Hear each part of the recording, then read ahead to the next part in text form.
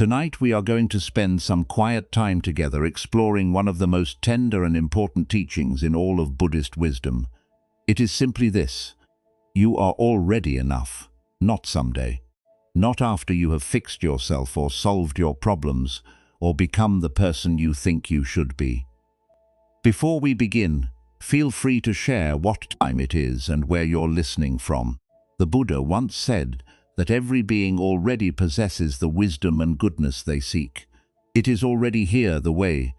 The sun is already shining behind the clouds on a grey afternoon.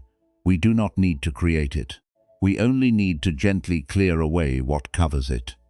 So, tonight, through quiet stories and ancient teachings, we will explore together what it might feel like to set down the heavy weight of self-judgment, even just for a little while.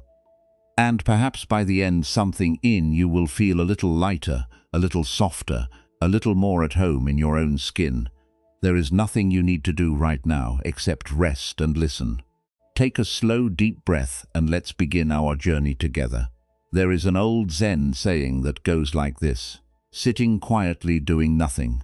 Spring comes and the grass grows by itself. It is a teaching about trust, about what happens when we stop forcing life to look a certain way and simply allow it to be what it already is. Tonight we begin with a story about biscuits. It may seem like a small thing, biscuits, but as you will see, sometimes the smallest things hold the deepest teachings, and this story in its own quiet way holds a teaching that could change the way you see your entire life.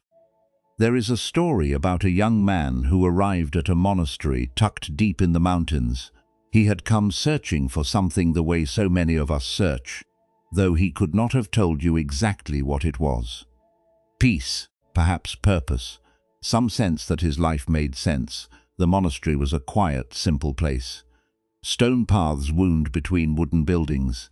Cedar and pine stood along the hillside, their branches dark and still against the morning sky. In the valleys below, mist gathered like a soft grey blanket each dawn, and the only sounds were bird song, the distant murmur of a creek, and the slow, steady rhythm of the monastery bell calling the monks to sit. Life here was unhurried. The monks rose before the sun. They sat in meditation as the first pale light crept through the windows. They tended the garden, pulling weeds and watering seedlings with the same quiet attention they gave to their breath on the cushion. They studied. They swept the stone paths and they cooked. It was in the kitchen that this young man found his unexpected place. He had not come to the monastery to cook. Like so many who find their way to such places, he had come carrying questions that had no easy answers. He wanted to understand his own restless mind. He wanted peace. He imagined himself sitting in deep meditation, perhaps on a mountaintop, having some great breakthrough that would finally make him feel whole.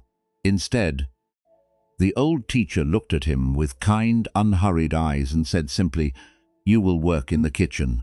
That is where your practice begins." The young man was surprised, perhaps a little disappointed. But there was something in the teacher's voice, a warmth, a certainty that made it impossible to argue. And so he tied on a worn cotton apron, rolled up his sleeves, and stepped into the kitchen for the first time. The room was warm and smelled of wood smoke and dried herbs. Copper pots hung from hooks along the wall. A long wooden counter, smooth from years of use, ran beneath a window that looked out over the valley. It was a humble room, but it was, he would later discover, a room full of wisdom. At first he found the work humbling but beautiful.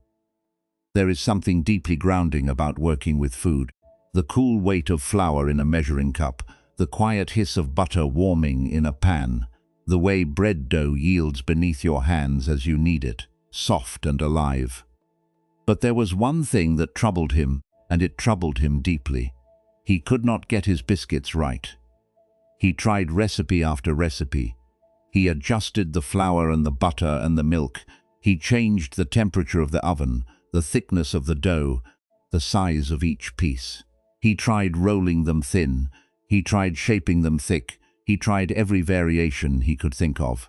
And yet, each time he pulled a tray from the oven, and broke open a warm biscuit. Something was wrong. They did not taste the way biscuits were supposed to taste. The other monks would reach for them eagerly. "These are wonderful," they would say, reaching for a second and sometimes a third. "So flaky, so warm, what a gift." But he could not hear them, because inside his mind a quiet, insistent voice kept saying, "These are not right. These are not what biscuits should be. Now?" Here is where the story turns, and it is worth slowing down for this part, because it holds the seed of something important. You see, this young cook had grown up in a world of convenience. Before coming to the monastery, the biscuits he knew came from two places. One was a box of ready-made mix. You simply added milk, stirred, dropped spoonfuls of dough onto a pan, and that was that. Quick and easy. The other was even simpler. These biscuits came in a cardboard tube. You tapped the tube against the edge of the counter. It popped open with a satisfying little burst, and inside were perfectly shaped, perfectly uniform rounds of dough. You placed them on a tray, slid them into the oven, and 20 minutes later, out came biscuits that were golden and soft, and exactly the same every single time. He loved those biscuits from the tube. To him, that was what a biscuit should taste like. And so, without realizing it, every time he baked in the monastery kitchen, he was comparing what came out of his oven to a memory. He was holding his handmade, hand-kneaded, real biscuits up against a factory-made product that had been designed, tested, and manufactured to taste a certain way. A product wrapped in bright packaging with a cheerful logo promising perfection. His biscuits never stood a chance. Not because they were lacking, but because the standard he was measuring them against was never real. The Buddha once taught that much of our suffering comes not from what is, but from the distance between what is and what we believe should be. He called this clinging. We cling to how things ought to look, how they ought to feel, how they ought to taste. And in that clinging, we miss entirely the beauty of what is already here, warm and present, right in our hands. This is what was happening to our young cook. He was holding a warm handmade biscuit, fresh from the oven of a mountain monastery made with real butter and real flour, and his own two hands, and he could not taste it. He could not taste it because his mind was somewhere else, comparing it to a memory of something that came from a factory in a cardboard tube. How often do we do this? Not just with biscuits, but with everything. We hold our real living, breathing life up against some image in our mind of how life should look. We compare our body to a photograph. We compare our home to a magazine. We compare our relationship to a story. We compare our inner world, messy and complicated and beautifully human, to some calm, polished idea of how a person should feel. And in that comparison, we miss what is actually here. Let us return to the kitchen, because the story is not over. For a long time, the young cook continued in this way, baking, comparing, feeling that something was wrong. And then one morning, something shifted. He had risen early, as he always did. The sky outside the kitchen window was still dark, but along the edge of the mountains, the faintest line of pale gold was beginning to show. The kitchen was quiet except for the soft clink of a mixing bowl and the gentle rush of water from the tap. He made his dough as he always did. He shaped his biscuits and placed them in the oven. And when the timer rang and he pulled the tray out into the morning air, the kitchen filled with that warm golden smell that only fresh baking can bring. He broke open a biscuit. Steam rose from its center in a slow, soft curl, catching the first rays of morning light, and in that moment something happened. Or rather, something stopped happening. He did not think about the biscuits from the tube. He did not think about the mix from the box. He did not compare this biscuit to anything at all, the measuring, the judging, the constant quiet voice that said, "Not right." It simply fell silent. The way wind falls silent just before dawn. He simply tasted it. And what he tasted was unlike anything he had experienced before. Not because the recipe was different. The recipe was the same as always. What was different was that the first time he was actually here for it, He was present. He was tasting without a filter, without a standard, without anywhere else to be. The biscuit was warm and flaky. It was buttery and rich. There was a nuttiness from the flour, an earthiness, something almost sweet from the grain itself. It was dense and light at the same time. It tasted like the mountain morning, like the wooden kitchen, like the hands that had made it, like real, honest, handmade food offered with care and sincerity, even if imperfectly. Especially because imperfectly it was, he realized, incomparably alive. He stood there in the quiet kitchen, the early light now warming the window, a soft golden rectangle spreading across the counter, and he held this simple biscuit in his hands. And he understood something that all his months of meditation had been pointing toward. There was nothing wrong with his biscuits. There had never been anything wrong with them. Not once. The only problem had been the comparison. The only thing standing between him and the full, rich experience of his own life was a mental image of how it was supposed to be. And in that moment, for the first time since arriving at the monastery, he felt a deep and quiet peace. Not the dramatic peace he had imagined when he first walked through the gates, some thunderbolt of enlightenment, just a simple, warm, ordinary peace. The peace of being exactly where he was, holding exactly what he had and needing nothing else. The other monks came to breakfast that morning and ate the biscuits as they always did, happily, gratefully, reaching for seconds. But this time so did he. There is a phrase from one of the great Zen ancestors that has been passed down for many hundreds of years. It says simply this: true freedom is being without anxiety about non-perfection. Let those words settle for a moment. Being without anxiety about non-perfection, not being perfect, not even trying to be perfect, but simply not being anxious about the fact that you are not. There is a lovely old story about two monks walking through the countryside on a spring afternoon. The younger monk was troubled. He had been meditating for several years and felt he was making no progress. "I still get angry," he told the elder monk. "I still get distracted. I still want things I should not want. I feel I am the same as when I began." The elder monk said nothing for a while. They walked in silence past a meadow where wild flowers grew in every direction, scattered and uneven. Some tall, some short, some just beginning to open, and others already fading. Finally, the elder monk stopped and gestured to the meadow. "Tell me," he said, "is this meadow perfect?" The young monk looked at the tangle of flowers and grasses and said, "No, of course not. It is wild and uneven." The elder monk smiled. "And yet, is it not beautiful?" The young monk was quiet. He looked again at the meadow. The afternoon light was catching the tops of the flowers, and a gentle breeze moved through them in slow, soft waves. It was, he realized, one of the most beautiful things he had ever seen. "Your life is this meadow," the elder monk said. "It does not need to be a formal garden to be whole." And they walked on. What would it feel like to see your own life this way?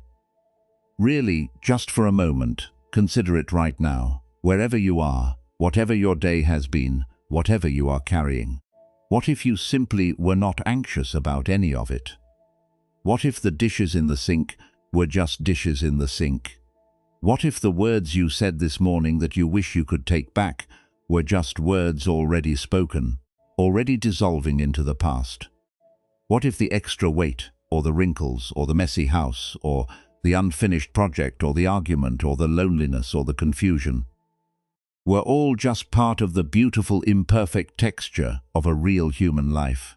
What if even for a breath or two there was nothing fundamentally wrong? Not a single thing. The Zen master was not saying that life has no difficulties. Of course it does.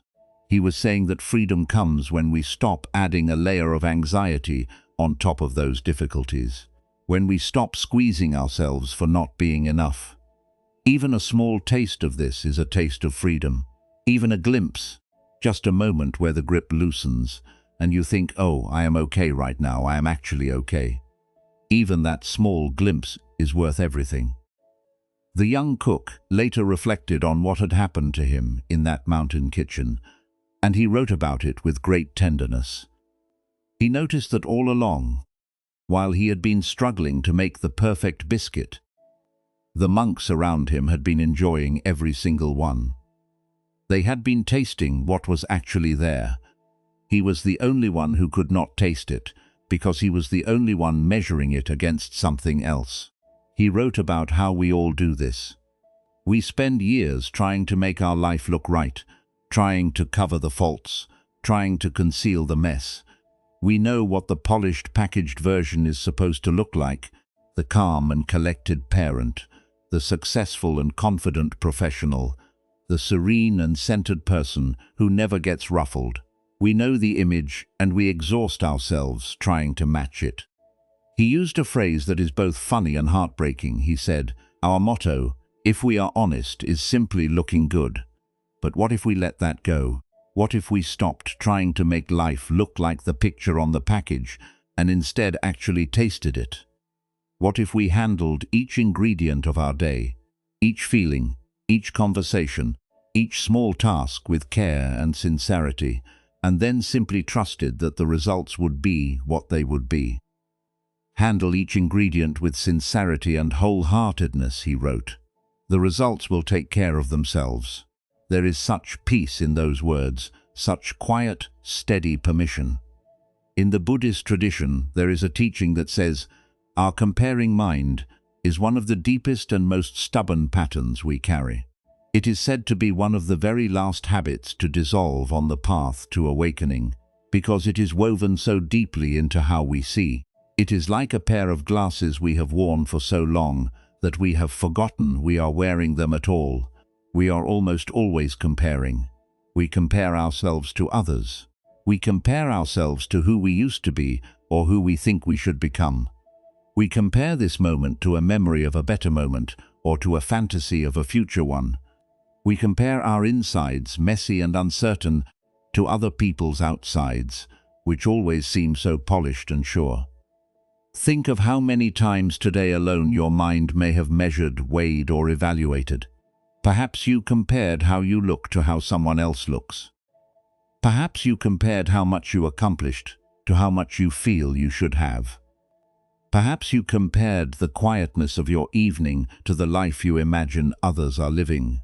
It is constant, this measuring, and it is so gentle and habitual that it feels like just the way things are. And this comparing mind does something very specific. It almost always finds us lacking.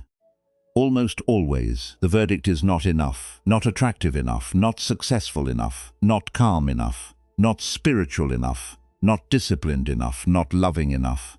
It is a quiet voice, this comparing mind. It does not shout. It simply hums in the background of our days. This soft, persistent whisper, you should be different than you are, and we believe it. We believe it so completely that we do not even notice it is there. It is like water to a fish, so constant and so everywhere that it becomes invisible. But what the cook discovered in his mountain kitchen and what the old Zen masters have been pointing to for 1,000 years is that the comparison is the problem. Not you, not your life, not your biscuits. The comparison.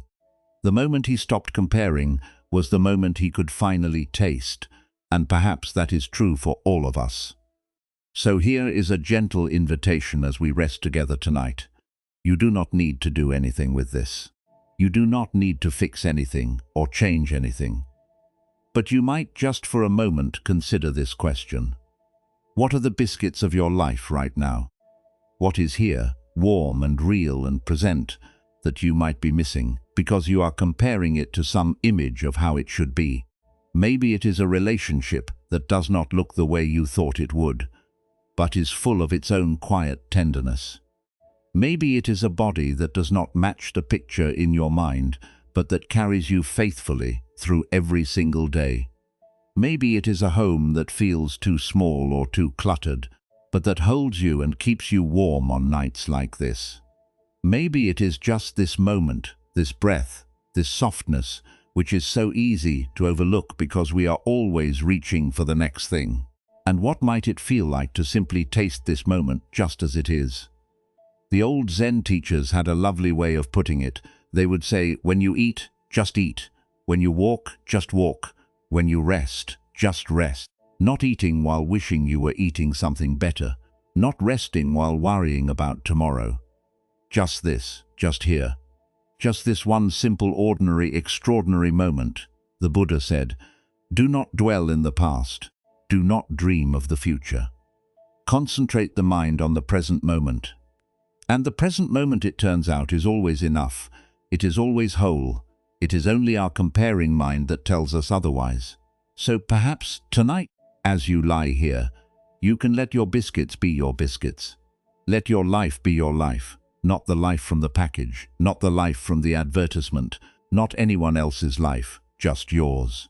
Warm and real and flaky and imperfect and absolutely incomparably alive. That is enough. You are enough, and even a small taste of that knowing is a taste of freedom. Let us pause here for a moment. Notice how you are feeling right now, just gently, and when you are ready, we will continue together. Have you ever noticed that there is a list inside your mind? It is not written down anywhere. Nobody handed it to you on a piece of paper, and yet it is there running quietly in the background of nearly every moment, like a song you cannot quite stop humming. It is a list of how things should be, how your body should look, how much energy you should have, how patient you should be with the people you love, how far along you should be in your work, your healing, your life, how your home should feel when you walk through the door, how calm and steady and clear you should be on the inside. We all carry this list, and most of the time we do not even know it is there.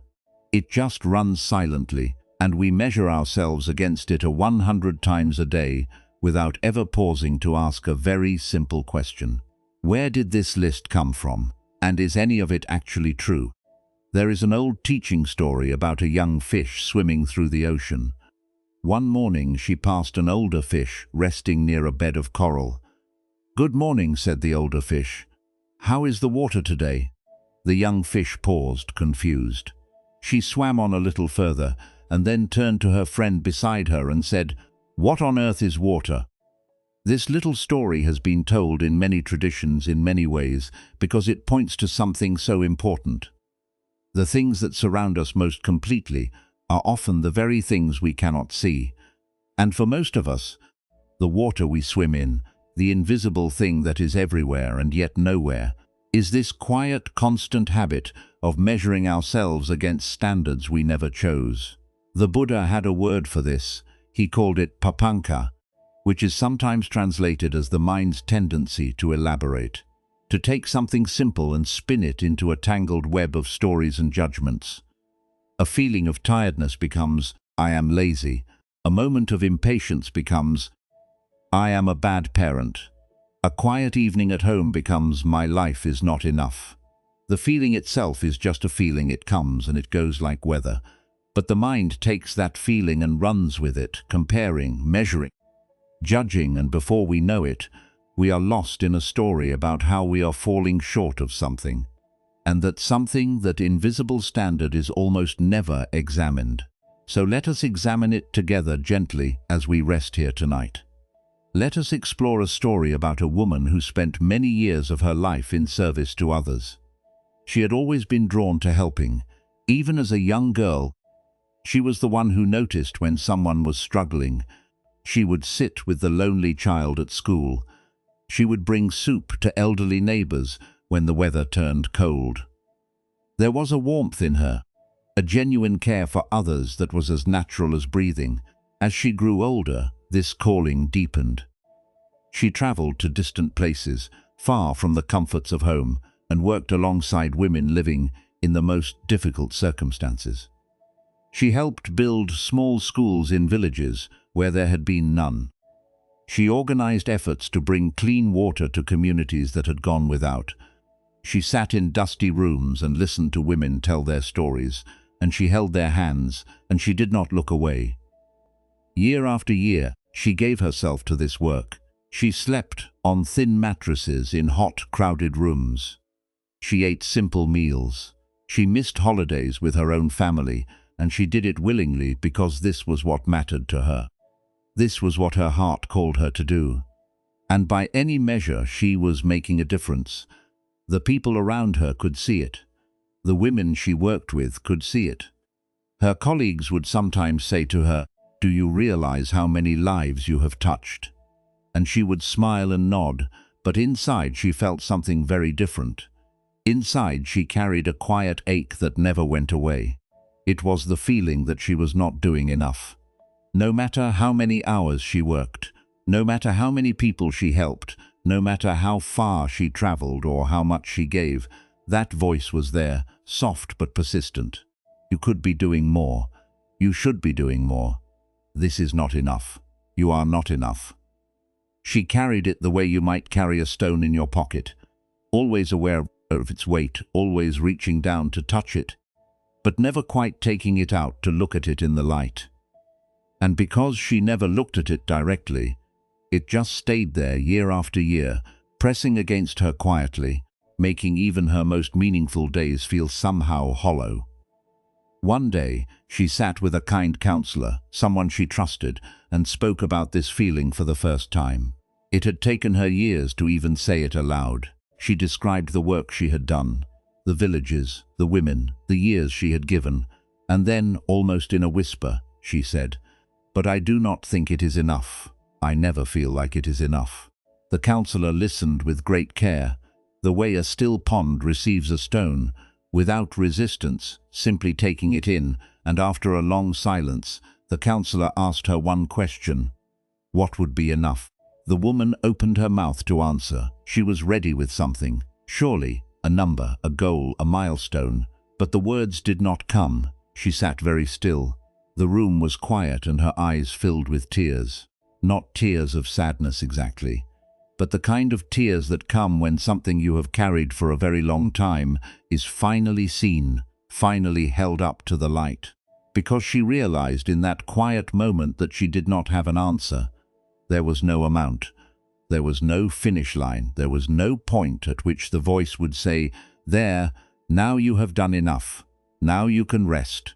The standard she had been measuring herself against was not a real thing. It had no shape, no edges, no end point. It was a feeling, a formless, bottomless feeling of not enough that had nothing to do with what she actually did or did not do.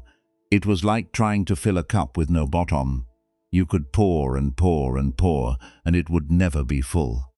Not because you were not pouring enough, but because the cup itself could not hold it. "I do not know," she said finally, and there was wonder in her voice, as if she was seeing something for the first time. "I have never known what would be enough." And the counselor nodded gently and said, "Perhaps that is because enough was never something you needed to earn." This is one of the quiet sorrows of being human.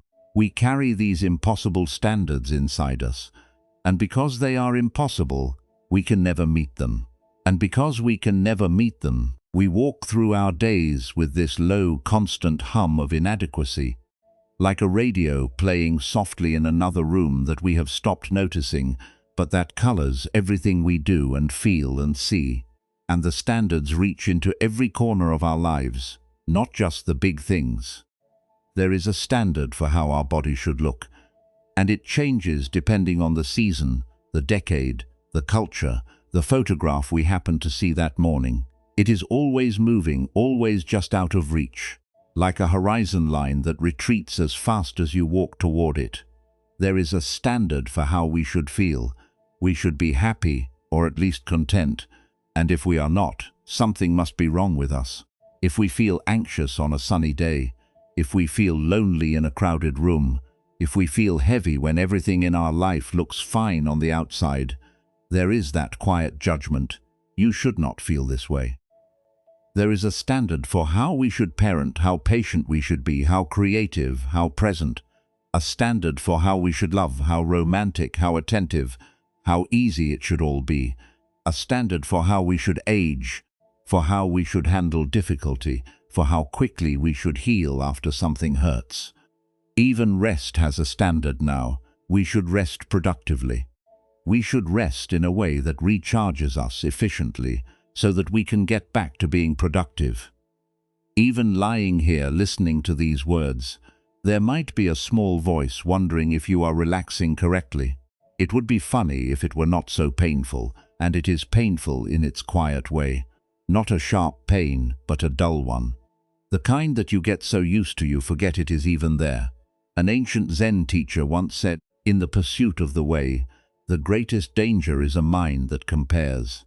He was pointing to exactly this. Not that we should stop thinking altogether or stop caring about how we live, but that this constant automatic measuring of ourselves against standards we never consciously chose and can never fully meet is one of the deepest sources of unnecessary suffering in a human life. Let us sit with another story for a moment. There was once a young man who loved to paint. As a child, he would spend whole afternoons with his brushes and colors, sitting on the floor of his family's small house. Completely absorbed, completely happy. He painted trees and rivers and faces and animals. He painted wild, joyful, imperfect things, and he loved every one of them. He would hold up a painting of a lopsided horse to his mother and beam, and she would put it on the wall, and he would stand back and admire it, as if it were the finest thing in the world. And in a way it was, because it was made freely. It was made without measurement, without comparison, without any thought at all about whether it was good enough. It simply was. As he grew older, he began to study with teachers who showed him how other painters worked. He saw paintings of breathtaking skill, works of such beauty and precision that they made him catch his breath. And something shifted in him quietly, the way a door closes so softly you do not hear the click. He began to compare. Each time he sat down to paint, the images of those masterful works floated before his eyes like ghosts, and his own brushstrokes, which had once felt so free and alive, now seemed clumsy, uncertain, not enough. He would begin a painting, step back, and feel a sinking in his stomach. That is not right, that line is wrong. A real painter would not do it this way. He painted less and less, the joy drained out of it, slowly, like water from a cracked vessel. It was not that his skill had diminished. If anything, he had learned a great deal. His technique had improved, his eye had sharpened, but the freedom was gone. The simple delight of putting brush to canvas and seeing what wanted to emerge had been replaced by a tight, anxious striving to match a standard that was never his to begin with. One afternoon, his old teacher found him sitting alone in his studio, staring at a blank canvas. Brushes lay untouched on the table beside him. The teacher sat down quietly and looked at him for a long time. Then he said something very simple. "You have forgotten how to paint for the painting. You are only painting for the result." The young man looked up. "But the result matters," he said. "If it is not good, what is the point?" The teacher smiled gently, the way someone smiles when they recognize an old familiar struggle. "Tell me," he said, "when you were a child and you painted a crooked tree with the sun too big and the river going the wrong way, did you think it was not good?" "No," the young man said quietly. "I thought it was wonderful." "And what changed?" The young man was silent for a long time. Through the window, the late afternoon light fell across the empty canvas, turning it gold, and then he said very softly, "I learned what it was supposed to look like." The teacher nodded slowly.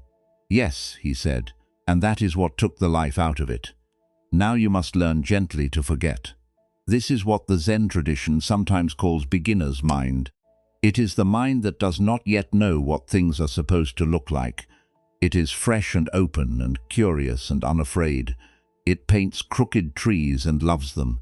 It bakes imperfect biscuits and eats them with delight. It lives a messy, unfinished, beautiful life and does not waste a single moment wishing it was someone else's.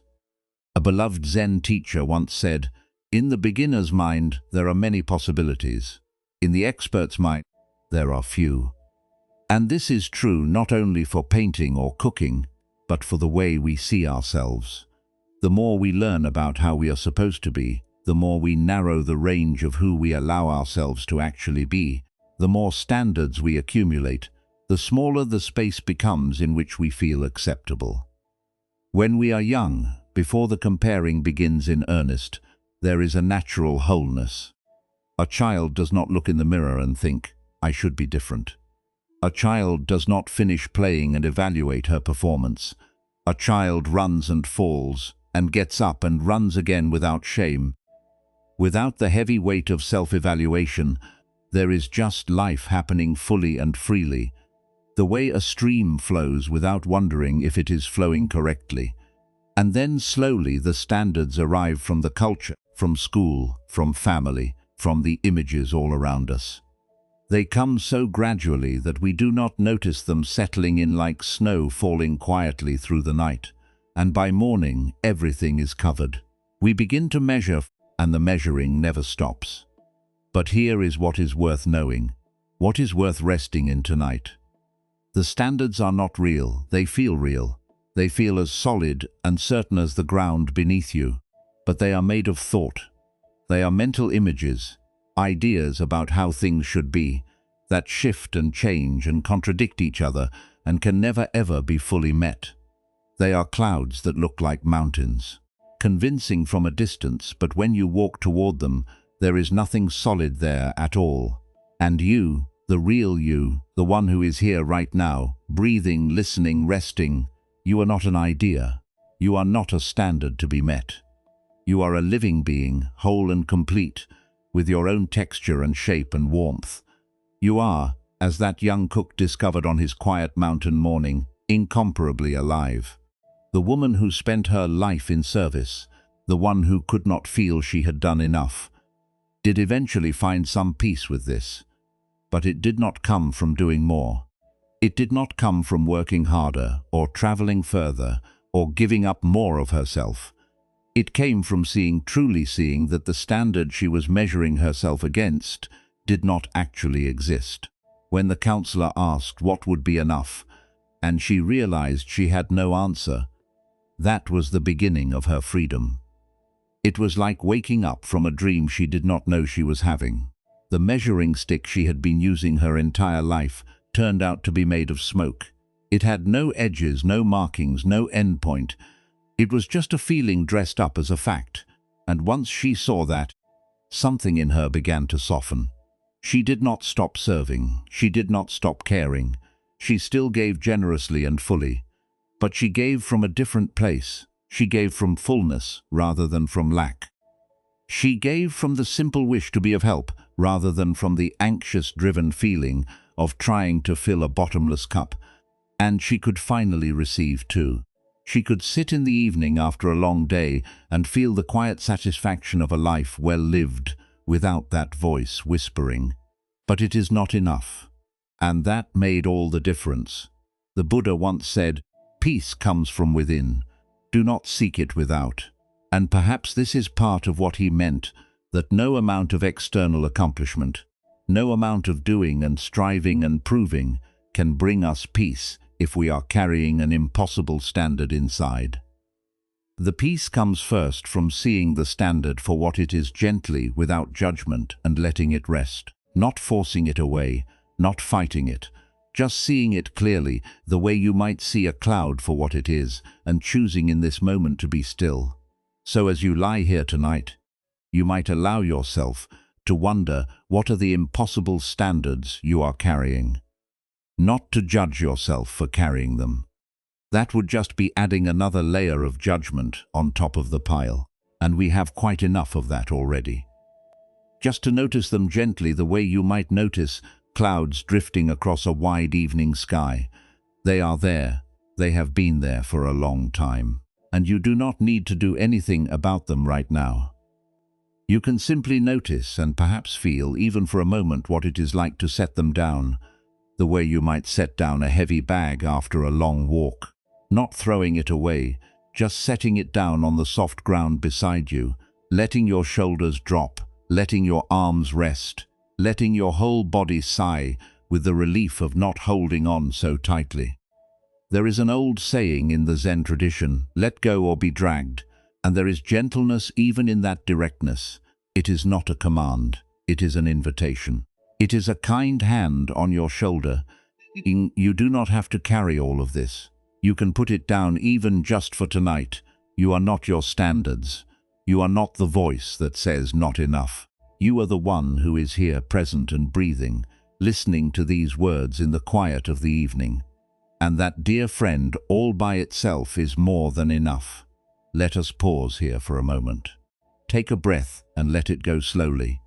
And when you are ready, we will continue together. A long time ago, a great poet and mystic from the East wrote something that has traveled across centuries and continents, passed from teacher to student, whispered in quiet rooms, and carried in the hearts of seekers everywhere. He wrote, "Your task is not to seek for love, but merely to find all the barriers within yourself that you have built against it." Let those words land softly because they change everything. Most of us spend our lives looking for love, looking for belonging, looking for the feeling of being at home in our own skin, at home with others, at home in the world. We look for it in relationships, in achievement, in the approval of others, in the next thing and the next thing and the next.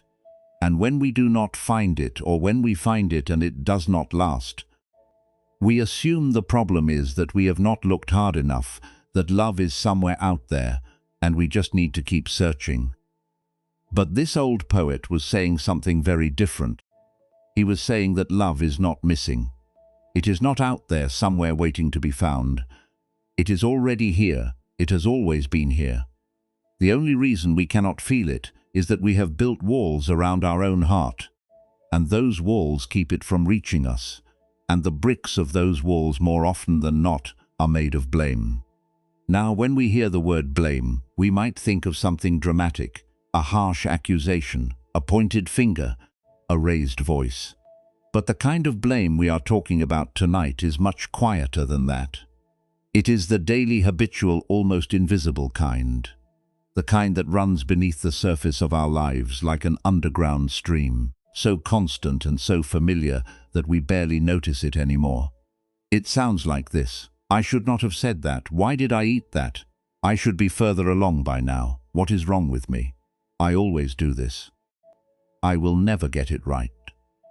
It is the voice that greets you first thing in the morning, when you remember something you wish you had done differently. It is the voice that visits you at night when the house is quiet and there is nothing left to distract you from yourself. And most of the time we do not even recognize it as blame. It just feels like thinking. It feels like being responsible. It feels like paying attention to what needs to be fixed. But if we slow down and really listen to it, really feel what it does to us, we start to notice something.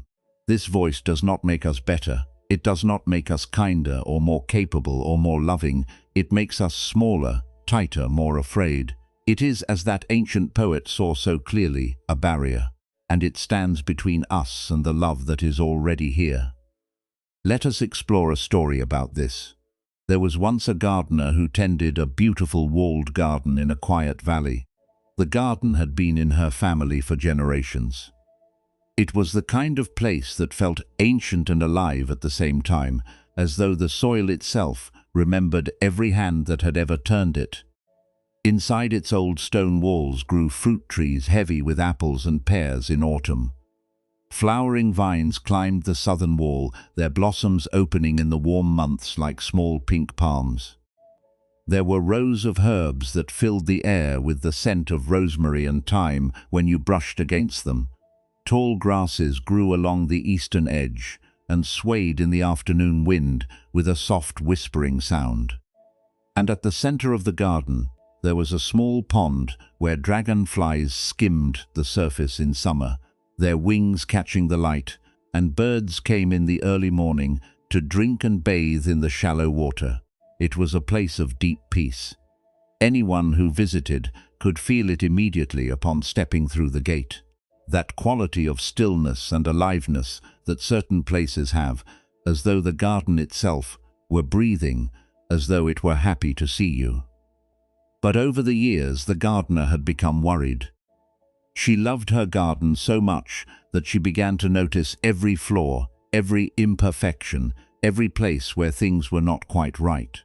A branch that grew crookedly when all the others grew straight. a patch of dark moss spreading across the stone wall. Weeds that kept returning no matter how many times she pulled them. Stubborn and persistent. Leaves that fell and cluttered the gravel paths. A rosebush that bloomed unevenly, full and generous on one side, sparse and thin on the other, and so she began to build. Not with any grand plan, not all at once, but slowly and steadily, the way habits form. She began adding walls within the garden. A low wall here to hide the uneven rosebush from view. A taller wall there to block the sight of the mossy stones. A wooden fence around the section where the weeds were worst, so that no one would see them. A screen of woven reeds near the pond, because the water sometimes grew murky after rain, and she did not want visitors to see it that way. She did this because she loved the garden. Each wall was built with the best of intentions. Each one was meant to make things better, to present only what was beautiful, to hide what fell short of her vision of how the garden should be. But something happened that she did not expect. With each new wall, the garden grew smaller. Less sunlight reached the plants that needed it. Less air moved through the winding paths. The birds, who needed open space and long sight lines to feel safe, came less and less often. The pond, now surrounded by tall screens, grew still and stagnant. Without the breeze to stir its surface, the herbs, blocked from the afternoon sun by a new wall, began to wilt. One morning, the gardener stood at the gate and looked at what had become of her beautiful garden, and she realized with a shock that took her breath away, that in trying to hide every imperfection, she had walled herself away from the very beauty she loved. The garden was still there, the fruit trees, the flowering vines, the dragonflies, the birdsong, all of it was still there behind the walls. She had not destroyed it, she had simply made it impossible to reach. This is what we do with blame. Each time we judge ourselves, each time we think I should be different, or that was not good enough, or what is wrong with me, we are adding another small wall, and each wall on its own seems reasonable. It seems like we are just being honest with ourselves, just keeping ourselves in line. But over time the walls accumulate and we find ourselves living in a very small space, cut off from our own warmth, our own openness, our own natural goodness. The Buddha spoke often about this. He taught that within every being there is what he called our original nature, which is awareness and kindness, and a deep natural capacity for love. He compared it to the sun. The sun does not stop shining because clouds cover the sky. It is always there, always radiant, always warm. We just cannot see it when the clouds are thick. And what are the clouds? They are the habits of mind that obscure our true nature, the judgments, the fears, the stories we tell ourselves about who we are and who we are not. The blame. There is an important distinction to make here, and it is worth pausing for, because it makes all the difference between a life that grows and a life that shrinks. There is a kind of clear seeing that notices when something is not working. A gardener who sees that a plant needs more water and gives it water. A parent who notices that a certain way of speaking to their child creates distance and gently, curiously tries another way. A friend who realizes she has been so busy that she has not called someone she cares about in weeks and picks up the phone. A person who notices that when they eat certain foods late at night, they feel heavy and unwell the next morning, and begins to make a different choice. This is what we might call wisdom or clear seeing. It is awake and honest, and it helps us grow. It notices what is happening, and it responds with care. There is a gentleness in it even when it sees something difficult. There is curiosity. There is openness. It says this is not working. What might work better? It is the voice of a kind teacher, not a harsh one. But there is another kind of seeing that looks the same on the surface, but feels entirely different underneath. It is judging. And the difference between the two is not always in what is noticed, but in the tone, the feeling, the energy beneath it. Judgment says this is not working because you are failing, because there is something wrong with you, because you are not enough, and maybe you never will be. There is a tightness in it, a heaviness, a closing down. It does not open any doors, it locks them. It does not invite growth, it freezes us in place. Wisdom and judgment might notice the very same thing, the same late-night meal, the same sharp word to a child, the same neglected friendship. But wisdom holds it with warmth and moves towards something better. Judgment holds it with a fist and pushes us further into shame. And here is what is worth knowing. Most of us learned judgment first. It was in the air we breathed growing up. It was in the voices around us, in the atmosphere of our homes, in the way correction was delivered, in the unspoken feeling that we were not quite meeting some invisible mark. And because we learned it so young, so early, it feels as natural as breathing.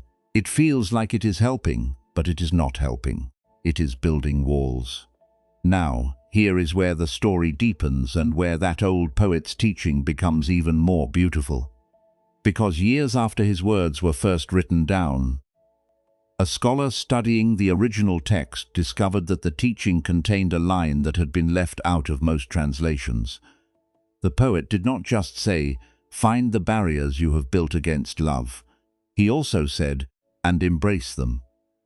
Embrace them, not tear them down with force, not attack them with willpower, not judge yourself for having built them in the first place, which would just be adding another brick to the wall, but embrace them the way you might embrace a small child who is frightened and does not know why. The way you might wrap a blanket around someone who has been out in the cold for a long time with tenderness, with warmth, with the quiet message that says, "I see you. And it is all right." This is so different from how most of us approach our own patterns. When we see that we have been judgmental or closed or afraid, our first instinct is often to judge ourselves for that.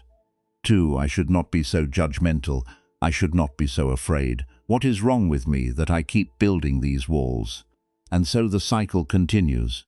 Wall upon wall upon wall, judgment upon judgment, blame for the blame. But what if instead of all that we simply said, "Oh, there it is again. I have been down on myself. I have been closing my heart." And then instead of picking up another brick, we just stood there for a moment and let ourselves feel the tenderness of it, the humanness of it, the quiet sadness of how long we have been doing this without knowing. And instead of hardening against that sadness, we let it soften us. We let it open something. Because sadness, when it is held with kindness, does not make us weaker. It makes us more real. It makes us more available to life. It is the heart's way of saying, "This matters to me. I care about this." There is a teaching in the Buddhist tradition that says, compassion is not something we create. It is something we uncover, like clearing fallen leaves from a garden path. We do not make the path. The path is already there, solid and true beneath our feet. We simply remove what has been covering it. And the same is true for love. We do not have to create love. We do not have to earn it or find it or build it from scratch. We simply need to notice the walls we have built gently, kindly, without adding another wall of judgment on top, and let them soften, let them thin, let the light come through the way morning light comes through curtains when you draw them back. There is a lovely story about a traveler making a long journey through the mountains. He had been walking for many days and was weary in the way that only a long journey can make you weary, not just in the body, but in the spirit. The path was steep and winding. The air was thin and cold, and he had been carrying a heavy pack on his back since the very first day, a pack that seemed to grow heavier with each mile. One evening, as the sun was low and the shadows of the pines stretched long across the path, he arrived at a small temple at the edge of a forest. It was a simple place, just a few wooden buildings with a sloping roof and a bench out front facing the valley below. An old monk was sitting on the bench, watching the sunset, perfectly still. His hands rested in his lap. His face was calm and unhurried, the way a lake is calm when there is no wind. The traveler set down his pack with a groan and sat beside the monk. For a while neither of them spoke. They just watched the sky turn, from gold to pink to a deepening blue. Then the traveler said, "I am so tired. I have been carrying this pack for days and days, and I do not think I can go much further. My shoulders ache. My back is sore. Some mornings I can barely stand up under the weight of it." The old monk looked at him with kind, curious eyes. "What is in the pack?" he asked. The traveler shrugged. "Everything I might need. Supplies for every kind of weather. Tools for every kind of problem. Things I have collected along the way that I thought might be useful someday." "May I look?" asked the monk. The traveler hesitated. The pack felt very personal. But there was something in the monk's voice, a gentleness, a total absence of judgment that made him feel it was safe. So he opened the pack, and together they went through item by item in the fading light. And what the monk noticed was that much of what the traveler was carrying he did not need.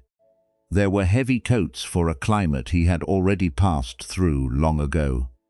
Tools for problems that had already been solved. Stones he had picked up from riverbeds because they were beautiful. But that now just added weight.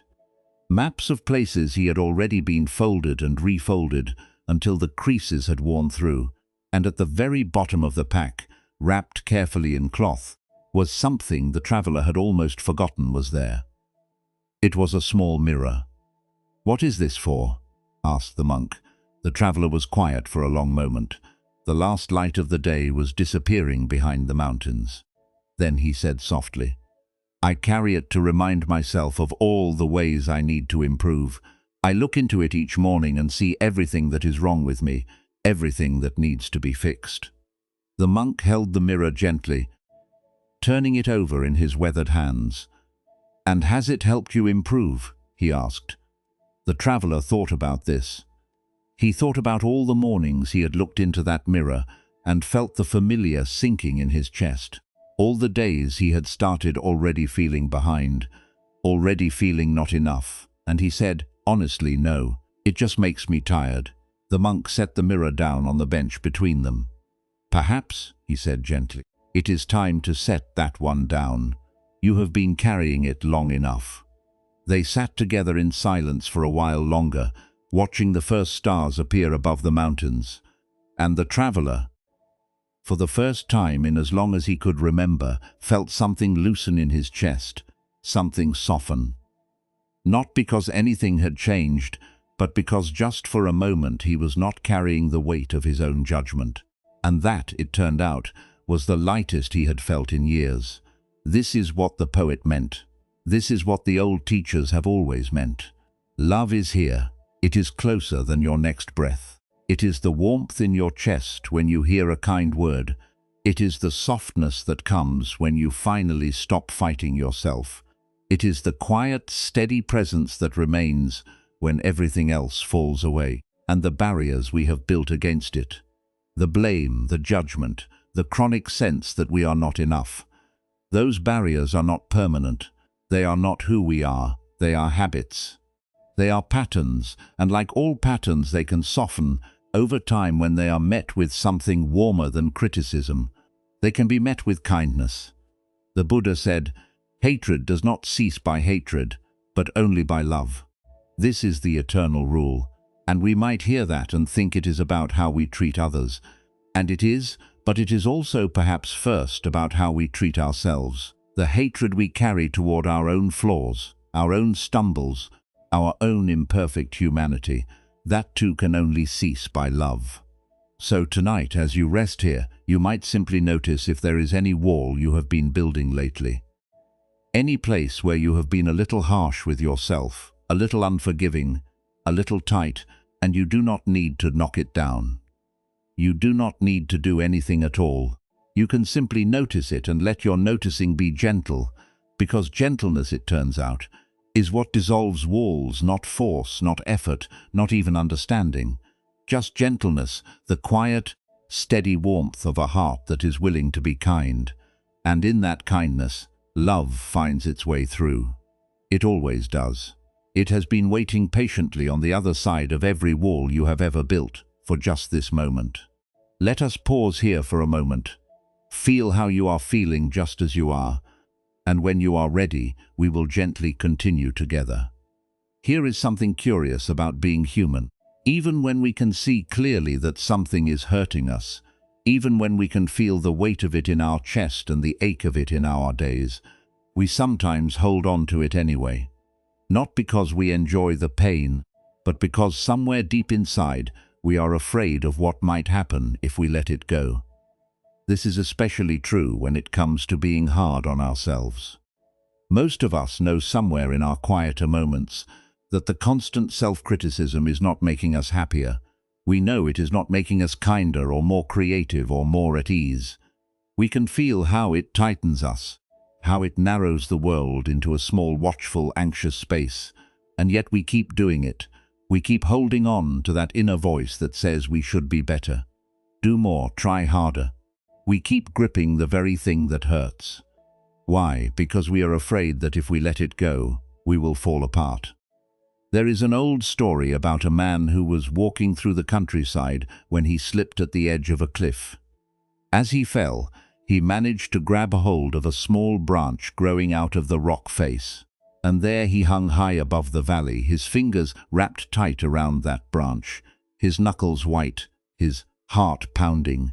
He hung there for a long time. His arms began to ache. His fingers grew numb. The wind blew cold against him, and still he held on because below him was the unknown, and the branch, painful as it was to hold, was the only thing between him and the fall. After what felt like hours, a voice came to him, calm and clear. It said simply, "Let go." The man was terrified. "Let go," he cried. "If I let go, I will fall. I will be lost. Let go." The voice said again with great gentleness, not commanding, not impatient, just steady and warm, the way a trusted friend speaks when they can see something you cannot. And the man, too exhausted to hold on any longer, his fingers cramping, his arms shaking, finally opened his hands, and he fell about 2 feet, because the ground had been right beneath him the whole time. He had been hanging just a short distance above a wide grassy ledge, safe and solid, and perfectly capable of holding him. But he could not see it, because he had been so focused on holding on, so certain that letting go meant catastrophe, that he never once looked down. He lay there on the soft grass for a long while, breathing hard, feeling the solid earth beneath his back, and he began to laugh, not because it was funny, but because of the sheer relief of it. All that effort, all that terror, all that pain in his hands and arms, and the ground had been right there, waiting patiently the entire time. This is how it often is with self-blame. We grip it so tightly, convinced that it is the only thing keeping us from some terrible fall, some great unraveling.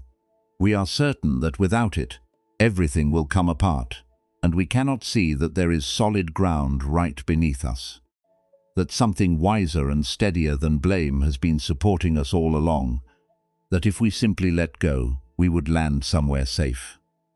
Let us explore a story that shows how this plays out in everyday life. There was once a woman who worked as a leader in a large organization. She was known for her energy and her dedication. She arrived early each morning, often before the sun had fully risen, and she stayed late. Her office light, one of the last to go dark in the building, she poured herself into everything she did, every project, every meeting, every decision. People around her admired her drive, her thoroughness, her ability to hold many things at once without dropping any of them. But what they did not see, what she kept carefully hidden beneath that polished surface, was a constant grinding fear that she was not doing enough, that she was not smart enough or prepared enough, that she would be found out, that someone someday would look closely and see that beneath all that effort she was not as capable as she appeared. And so she pushed harder. She prepared more than anyone else for every meeting, reading every document twice, sometimes 3 times. She checked her work again and again and again.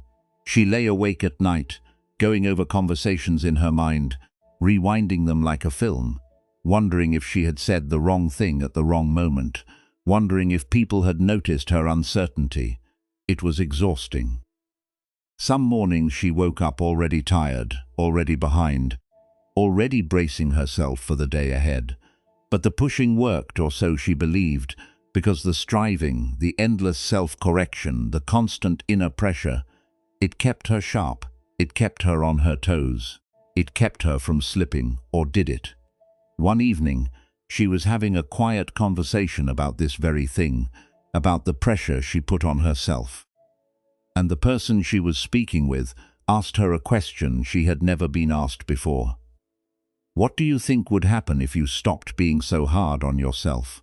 She answered immediately, without hesitation. "I would get lazy," she said. "I would stop caring. I would fall behind. Everything I have worked for would start to slip away." There was a pause, then the other person asked gently, "Has that ever actually happened? Have you ever had a period where you were gentler with yourself? And did you fall apart?" She opened her mouth to answer yes, but then she stopped. Her face changed, softened as though she was seeing something for the first time, because the truth was, she could not think of a single time.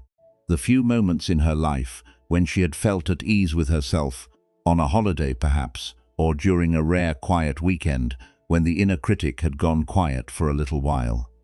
Those moments had not led to laziness at all. They had led to some of her best work, her most creative thinking, her warmest, most genuine moments with the people she cared about. But the fear was louder than the evidence. The fear said, "Do not risk it. Keep pushing, keep judging. It is the only way to stay safe." And so she held on to the branch. Does this sound familiar? It might, because this fear lives in almost all of us. This fear is something almost all of us carry, and it is worth sitting with for a moment, because it is one of the main reasons we stay stuck in patterns of self-blame, even when we can see clearly that they are hurting us. The fear whispers, "If I stop criticizing myself, I will not improve." It says, "If I accept myself as I am, I will stop trying." It says, "If I am kind to myself, I will become complacent, lazy, careless. I will let things slide. I will become someone I do not want to be." And this fear makes a kind of sense if you do not look at it too closely. After all, there is something motivating about dissatisfaction. There is something that feels productive about that anxious inner push, that relentless pressure to do better, be better, try harder. It feels like it is doing something useful. It feels like it matters. It feels like the engine that keeps the whole machine running. But here is what the old teachers understood, and what anyone who has ever experimented with genuine kindness toward themselves discovers sooner or later. Self-blame does not actually produce lasting growth. It produces tension, it produces rigidity, it produces a kind of brittle, anxious striving that looks productive on the outside, but feels hollow and exhausting on the inside. It is like whipping a tired horse.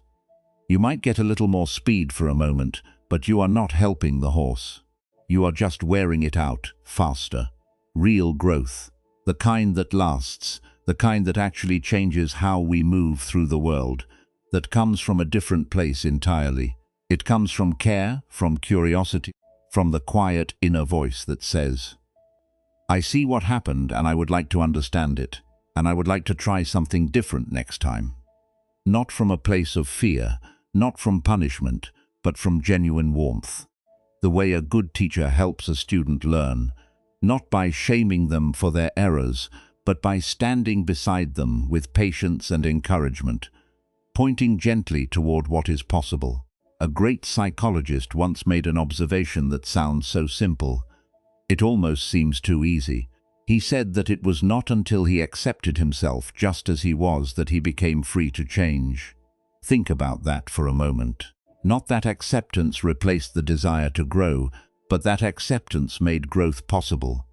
It cleared the ground, it removed the obstacle. It was the beginning, not the end. And many of the great spiritual teachers have said something similar in their own way. The Buddha taught that true transformation begins not with force or willpower, but with understanding, with seeing things clearly as they are, without the fog of judgment. "See the truth of things," he said, "and freedom follows." There is a teaching in Zen Buddhism about a finger pointing at the moon. The idea is simple. A teacher raises a finger and points at the moon high and bright in the night sky. The student is supposed to look at the moon to see the thing the finger is pointing toward, but instead the student stares at the finger. We do this with self-criticism. We think the criticism is the thing that matters, the finger. We think it is doing the important work. We stare at it, hold on to it, trust it, but the criticism is only a finger. What it is trying to point toward is the wish to grow, the wish to be kind, the wish to live well. That wish is the moon, and the moon does not need the finger. Your wish to be a good person, to live with integrity, to treat people well, to learn from your mistakes. That wish does not come from self-blame. It was there before the blame. It will be there after the blame. It is deeper and older and truer than any critic. The blame is just one way of pointing at it, and not a very good one. Because the more we stare at the finger, the more we lose sight of the moon. Let us sit with another story. There was once a woman who was raising a child on her own, and she loved this child more than she knew it was possible to love anything. She loved the sound of his laughter in the next room. She loved the way he reached for her hand without thinking about it as they walked down the street. She loved the sleepy warmth of him when she carried him to bed at night. But she was constantly afraid that she was not a good enough parent. Every evening after her child had gone to sleep and the house was quiet, she would lie in bed and review the day. Not the good parts, not the moments of laughter or tenderness, not the story she had read him before bed, doing all the voices making him giggle, not the way he had looked at her over dinner and said, out of nowhere, "This is really good soup," as though it were the most important thing in the world. No, she reviewed the mistakes. The moment she had been too impatient when he was slow getting ready in the morning. The time she had raised her voice over something small, a spilled glass of milk, a shoe left in the hallway.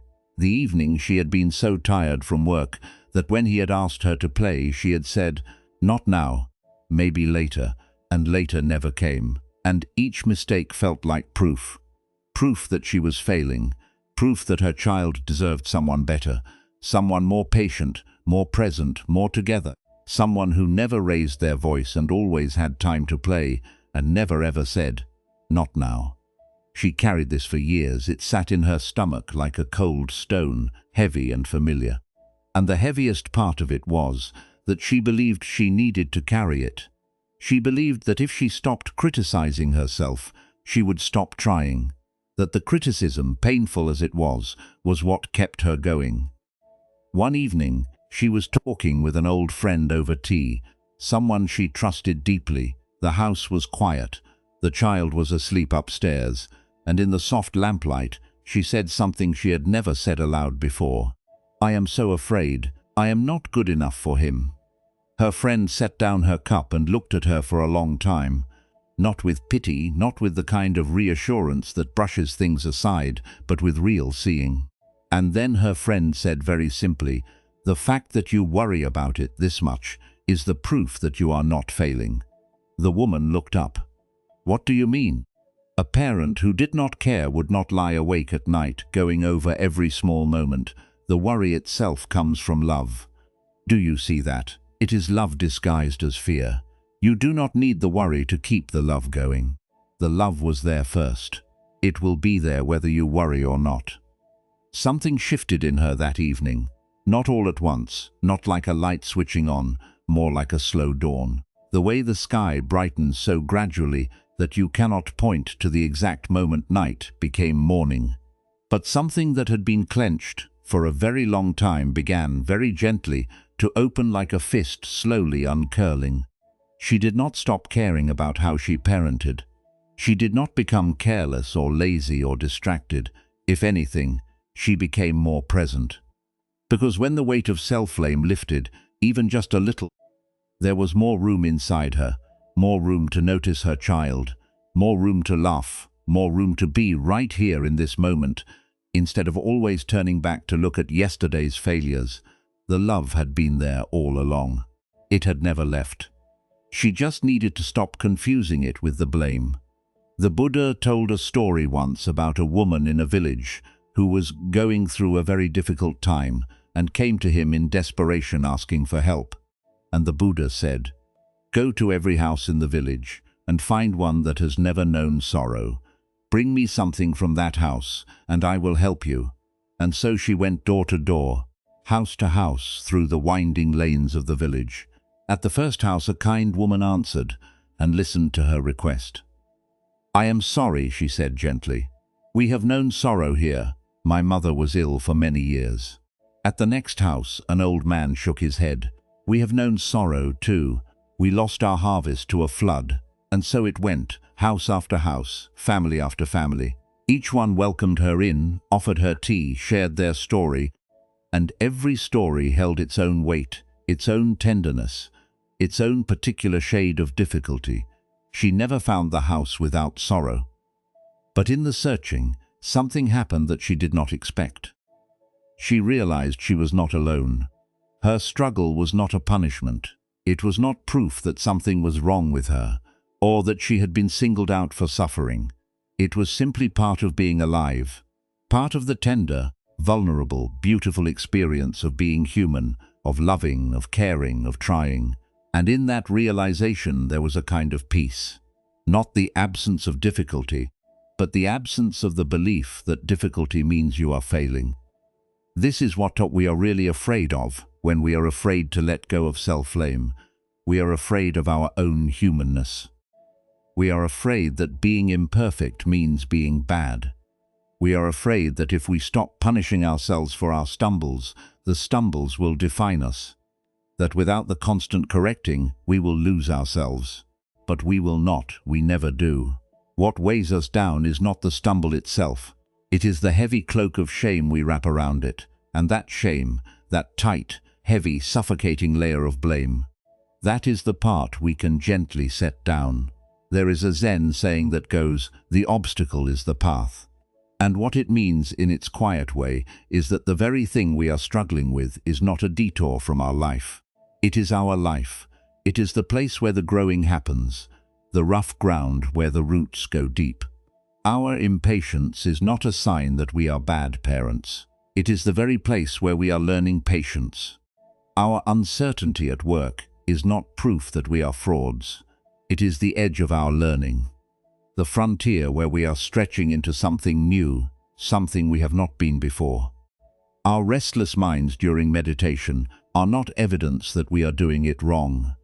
They are the meditation and our self-blame itself, that old familiar habit of being hard on ourselves. That too is not a sign of failure.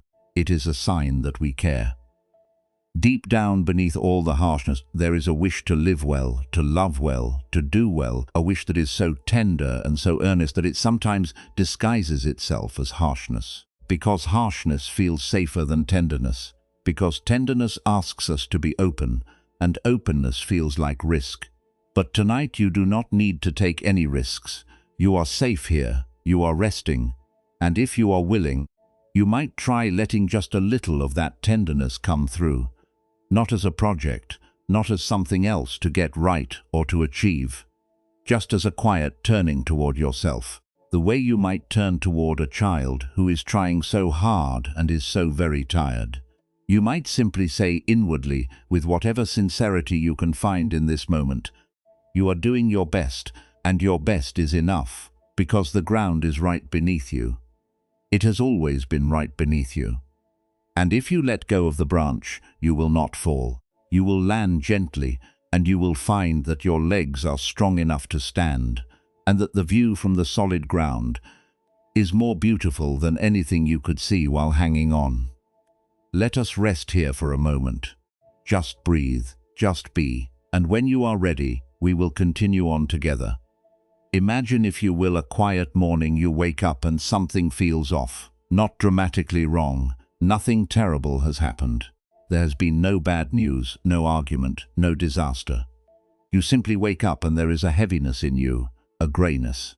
The kind of feeling that does not have a clear reason, that just seems to have arrived sometime in the night.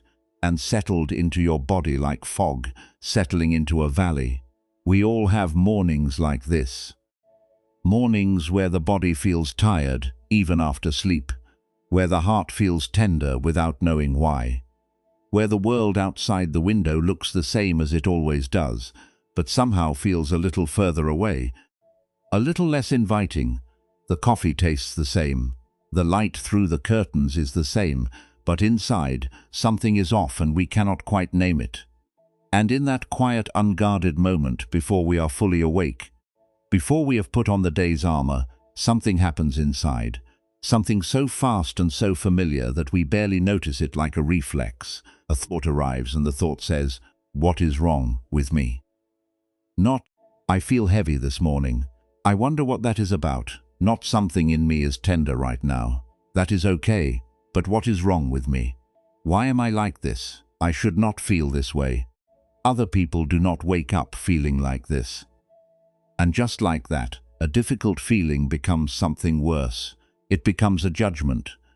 And the judgment wraps itself around the feeling like a fist closing around a stone. And suddenly, we are not just having a hard morning.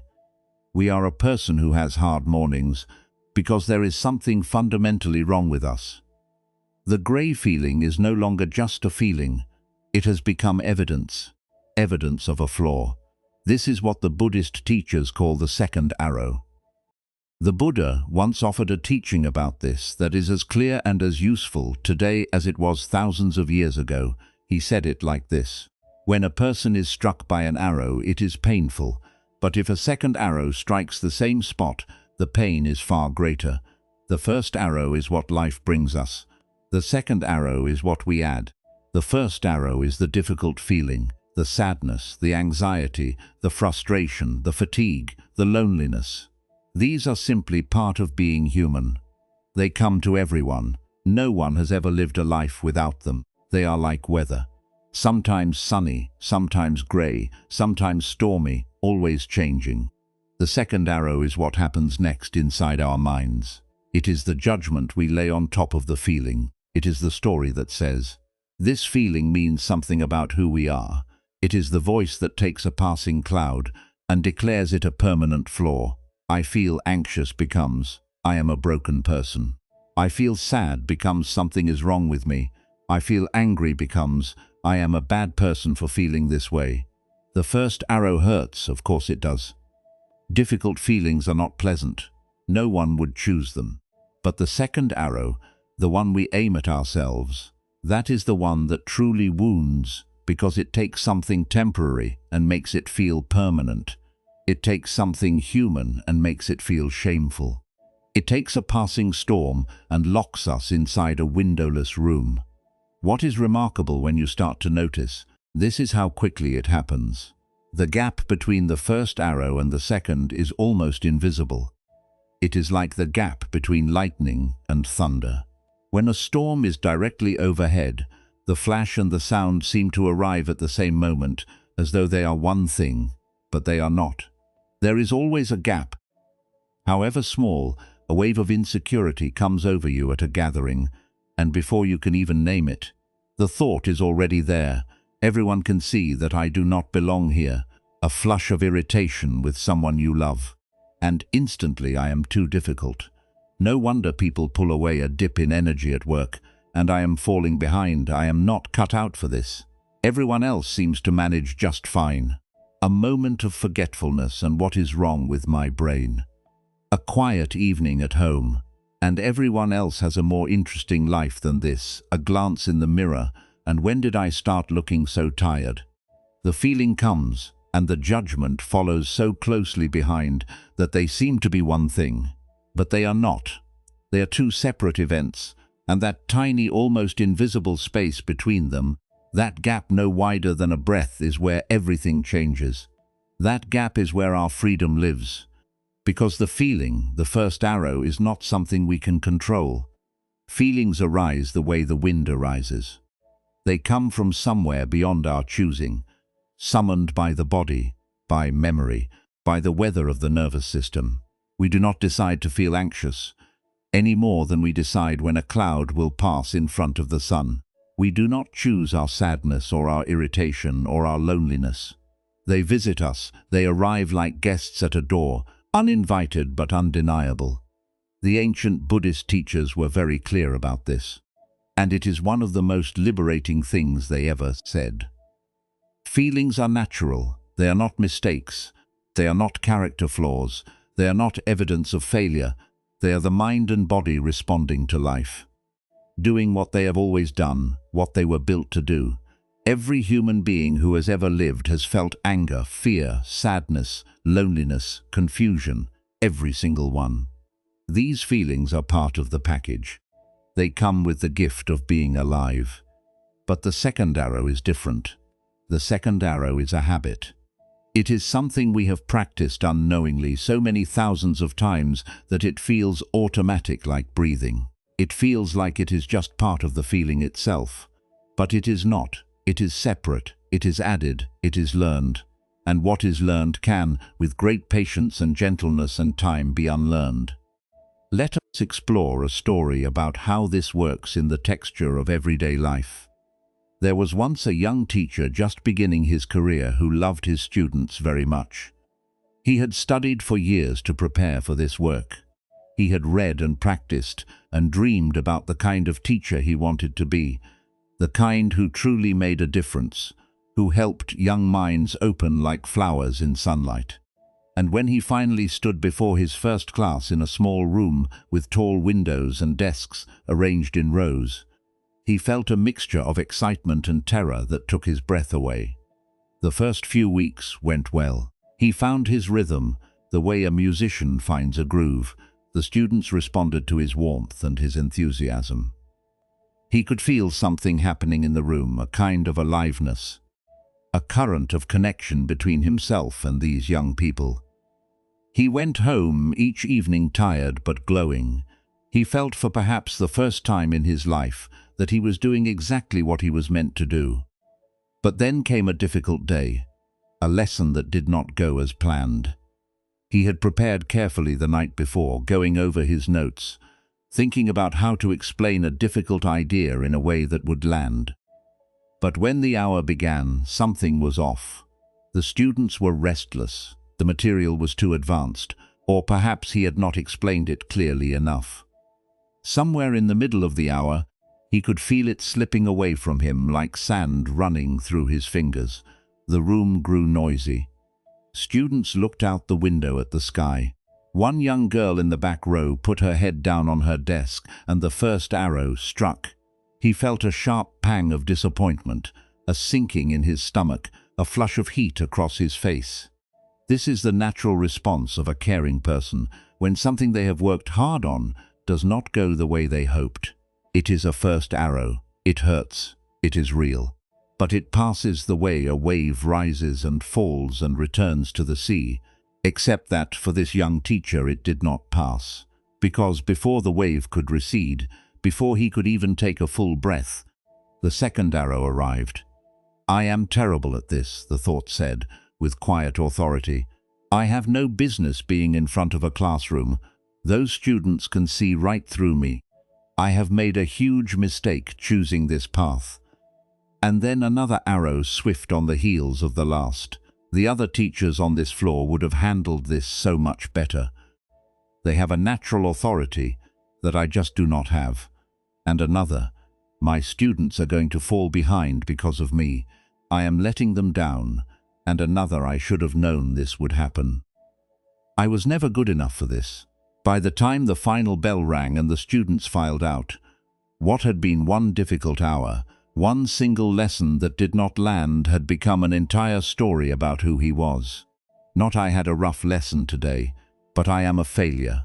Not "that hour did not work," but "I do not work." The first arrow had become a dozen second arrows, and he carried them home with him like a quiver full of thorns. And they kept him awake that night. And they followed him into the next morning, and the morning after that. Here is what is so tender about this, and what is so worth understanding. The second arrows do not come from meanness. They do not come from cruelty or malice. They come from caring. This young teacher was hard on himself because he cared so deeply about his students. He wanted so much to reach them, to help them, to be the kind of teacher that makes a difference. And when that caring met a moment of disappointment, his mind did the only thing it knew how to do. It turned the caring into blame. This is something we all do. The mother who lies awake at night judging herself for losing her patience does it because she loves her child with a fierceness that sometimes frightens her.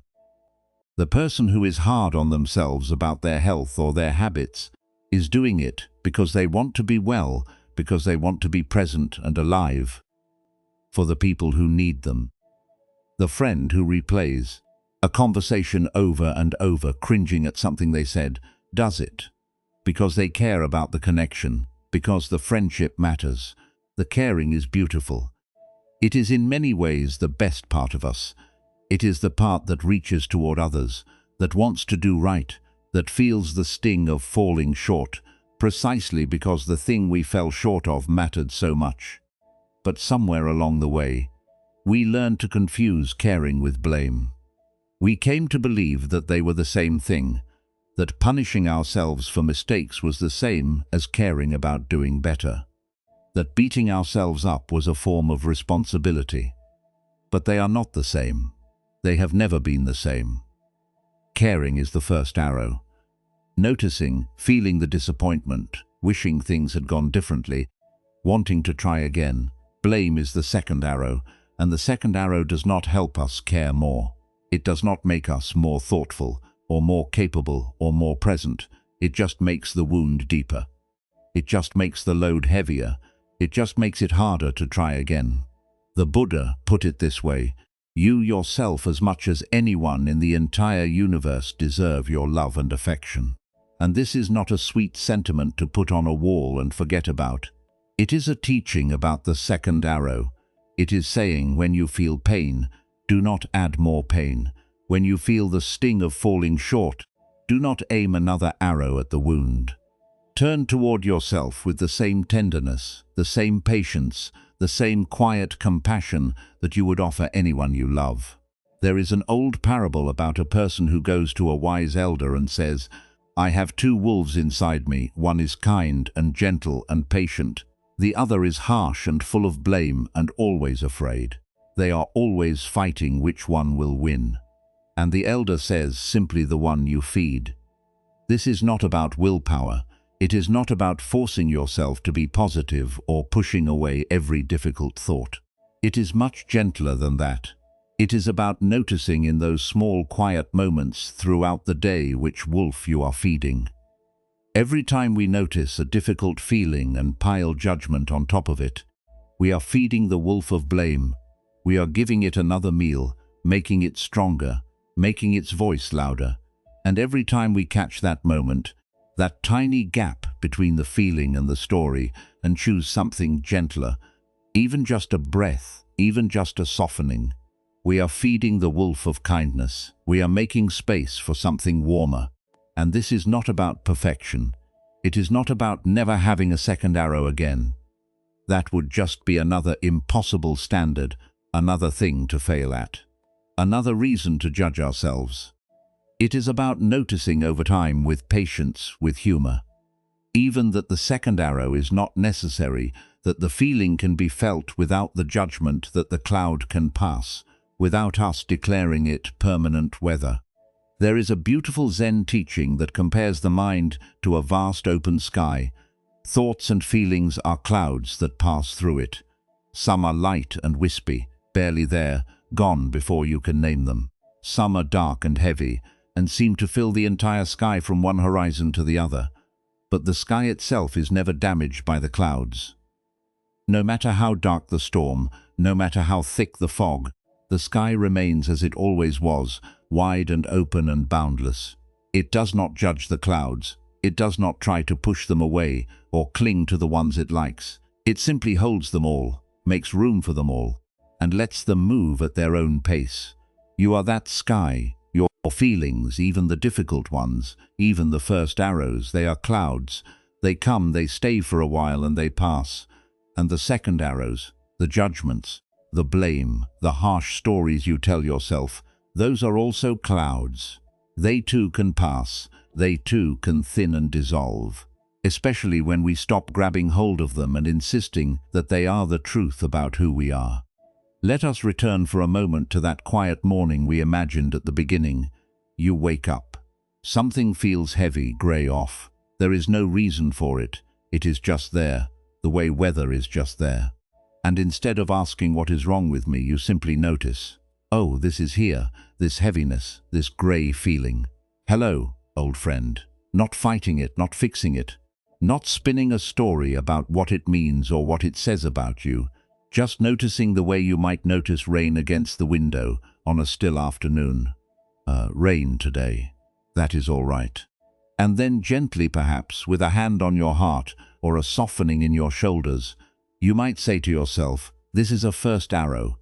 It is a feeling. It will move in its own time, at its own pace. I do not need to add a second arrow. I can just be here with this just as it is. And perhaps in that small and quiet act of noticing without judging, something softens. The heaviness does not disappear. It does not need to disappear. But the tightness around it loosens the way ice loosens at the edges when spring comes. The fist around the stone relaxes just a little, and you find that you can carry the feeling without being crushed by it, because you are no longer adding the weight of blame on top. This is what the teachers have always pointed toward. Not a life without arrows.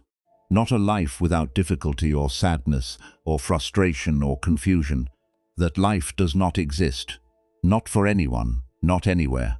What they point toward is a life where we stop adding the second arrow, where we stop aiming at ourselves, where we stop punishing ourselves for being human. There is a line from the Buddhist tradition that says pain is inevitable. Suffering is optional, and the optional part, the part we actually have some gentle choice about, is almost always the second arrow. It is almost always the judgment, the blame, the story that says, this feeling means something is permanently wrong with me, but nothing is permanently wrong with you. You have never been broken. You are a human being feeling human feelings in a world that is sometimes difficult and sometimes beautiful, and almost always both at the same time. And that is not a flaw, that is not a weakness, that is just what it feels like to be alive. To have a heart that is open enough to feel things, to care enough to notice when something hurts. That caring, the tenderness that is not the problem, it is the gift. So tonight as you rest, you might let the arrows of the day fall away. The first arrows, the ones that came unbidden, the moments of sadness or frustration or fatigue, let them land softly and then let them lie still. They have done their work. They have told you what they needed to tell you. And the second arrows, the ones you aimed at yourself, the judgments, the blame, the stories of not enoughness, let those fall away too. They were never needed. They were never true. They were just old habits doing what old habits do. And they can rest now alongside you as the evening settles in. You are the sky wide and clear and vast, and the clouds are passing as they always do, as they always will. Let us pause here. Let the breath come and go, easy and unhurried. And when you are ready, we will walk on together. Two friends were sitting together one afternoon, the kind of easy, unhurried conversation that only happens when there is nowhere else to be and nothing that needs to be done. They were in a small kitchen, the late afternoon, light falling warm and golden across the table between them. They had known each other a long time through seasons of happiness and seasons of struggle, through moves and changes and the slow, quiet deepening that comes from showing up for each other year after year. There was a trust between them that allowed the truth to come out simply without decoration. One of them said something that day that changed the other's life. It was not delivered as advice. It was not a grand pronouncement. She simply said in the middle of talking about something else, I have been learning how to be my own best friend. It was such a simple thing to say, just a handful of words spoken casually over a cup of tea. But the one who heard it felt something shift inside, the way the ground shifts beneath your feet when you suddenly see something that was always there but hidden in plain sight. Because in that moment, hearing those words, she realized something about herself that she had never quite put into focus before. She was not her own best friend. She was something closer to the opposite. She was, in fact, her own harshest critic, her own most demanding judge. The one voice in her entire life that never softened, never relented, never took a day off, never once said, "You know what, you are doing just fine. I am proud of you." She thought about how she spoke to herself when she made a mistake. She thought about the running commentary in her head, the one that accompanied her through every day like a shadow. It was not a friendly voice. It was not the voice of someone who wished her well. It was the voice of someone who was always watching, always measuring, always finding her a little bit short of the mark. And once she saw it, she could not unsee it. It was everywhere in every corner of her life. This is how it often begins. Not with a grand revelation or a bolt of lightning, but with a quiet sentence from someone we trust that opens a door we did not know was closed.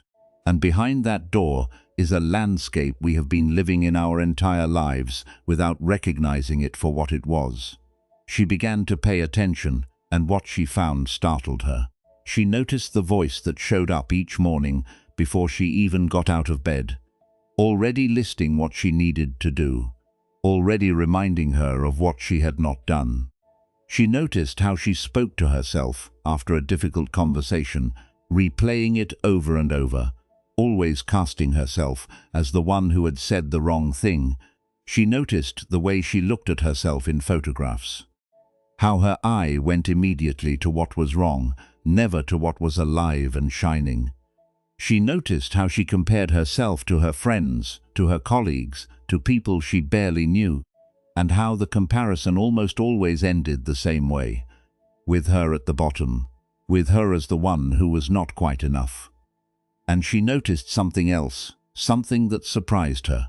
She would never speak to another person the way she spoke to herself.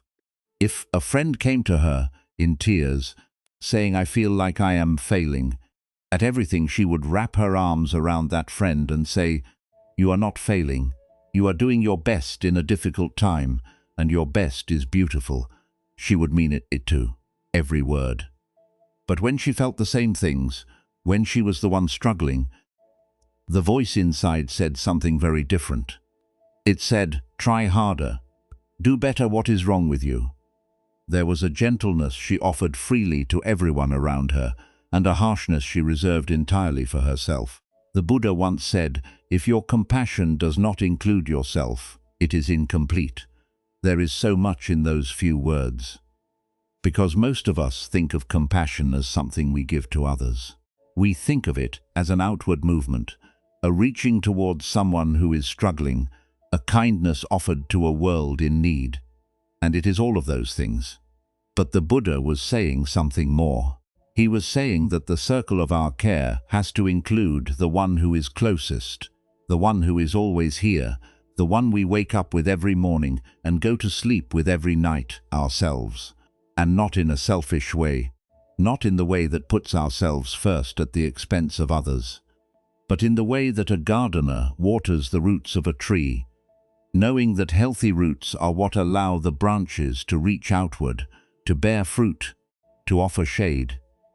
If the roots are dry, the whole tree suffers. If we are harsh with ourselves, that harshness leaks into everything, into our patience, our creativity, our ability to truly be present for the people we love. And if we are gentle with ourselves, that gentleness becomes available to everyone around us. Let us explore a story about what happens when we begin to see this pattern clearly. There was once a person who had spent many years studying and practicing meditation. They had attended long retreats in quiet places, sitting for hours in stillness, learning to watch the breath, learning to notice the movements of the mind without getting swept away by them. And during those retreats, especially the longer ones, something extraordinary would happen. The usual noise of the mind would begin to quiet. Not all at once, but gradually, like the surface of a lake. Growing still as the wind dies down, The constant planning and worrying and evaluating would soften, would lose its urgency until it was just a murmur in the background, and then barely that. And in that stillness, a warmth would arise, a sense of openness and connection that was almost overwhelming in its tenderness. It felt like coming home, like stepping through a door into a room you had always known was there, but could never quite find. The heart felt wide and spacious, as though it could hold everything, every person, every sorrow, every joy. There was no separation, no walls, just warmth extending in every direction. During these times the world looked different. Everything seemed luminous, lit from within. The faces of strangers were beautiful. The sound of wind in the trees was enough to bring tears. A simple meal of rice and vegetables tasted like a gift. There was a feeling of being part of something vast and kind of belonging to life in a way that was beyond words, beyond understanding, beyond anything the mind could capture or keep. And then the retreat would end and they would go home. And slowly over the days that followed, the luminous feeling would begin to fade. Like a tide going out so gradually you could not point to the moment it turned. The old habits would return one by one like familiar guests reclaiming their seats at the table. The selfie preoccupation, the small irritabilities, the familiar tightness of worry and wanting. The world would shrink back to its usual size, and they would shrink with it. And the wide, warm, boundless feeling would become a memory, beautiful but distant, like a dream you cannot quite hold on to after waking. This had happened many times before. It was in a way a familiar rhythm, open and close, expand and contract. But on one particular occasion, the contrast was especially sharp. They had come home from a long period of practice, feeling truly open, truly connected, genuinely at peace with themselves and the world. And within just a few days, they could feel themselves contracting, becoming small again, caught up once more in their own concerns, their own comfort, their own little world of me and mine. And this time, instead of just feeling vaguely disappointed and waiting for the feeling to pass, they really looked at it. They sat with it, the way you might sit beside a stream and simply watch the water. They asked themselves honestly without judgment, what is happening here? And what they saw was this. They were watching themselves being self-centered, watching the mind do what minds do, which is to orbit endlessly around the self. My needs, my worries, my plans, my comfort, my fears. It was so constant, so automatic, so deeply woven into every moment that it was almost funny, except that it also hurt to see. And then right on cue, the second arrow arrived, the judgment. You are selfish. After all this practice, all this meditation, all these years, and you are still this self-centered. What is wrong with you? But here is where the story turns, and it turns towards something healing. Because as they sat with this judgment, something else became clear, something quieter and truer than the blame, and it was this. They could not help it. The self-centeredness was not a choice. It was not something they had signed up for or decided to have. It was simply the way the human mind works. It is how we are wired. Our awareness naturally orbits around the self, the way planets orbit around a sun. Not because we are bad, not because we have failed, but because this is how the mind was built over millions and millions of years to keep us alive, to keep track of threats, to plan for survival, to make sure we have enough. It is not a flaw. It is the design, and once they saw that, really saw it, something opened, not a door of joy or triumph, but a door of tenderness. A sadness came, but it was a clean sadness, a compassionate one. The sadness of seeing how many moments of their life they had taken this natural, unavoidable self-centeredness and turned it into evidence against themselves. How many times they had felt a wave of selfishness, or pettiness, or impatience, and immediately concluded, I am a bad person. They could see the whole landscape of it, years and years of small moments, each one carrying that same quiet verdict, not enough, not kind enough, not generous enough, not awake enough, and none of it was necessary, none of the judgment, none of the blame. The self-centeredness was going to be there, whether they judged it or not. But the judgment that was optional, and it was the judgment that had been causing the real suffering all along. They sat there for a long time, letting the sadness move through them, not pushing it away, not analyzing it, just letting it be there like rain falling on a garden. And something that had been clenched for a very long time, something hard and tight and defended, began to soften. It was a grief in a way, a gentle, necessary grief for all the moments spent at war with themselves when they could have been at peace. All the moments of warmth that were missed because they were too busy judging themselves for not being warm enough. And in that grief, something beautiful happened. The grief itself was a form of kindness.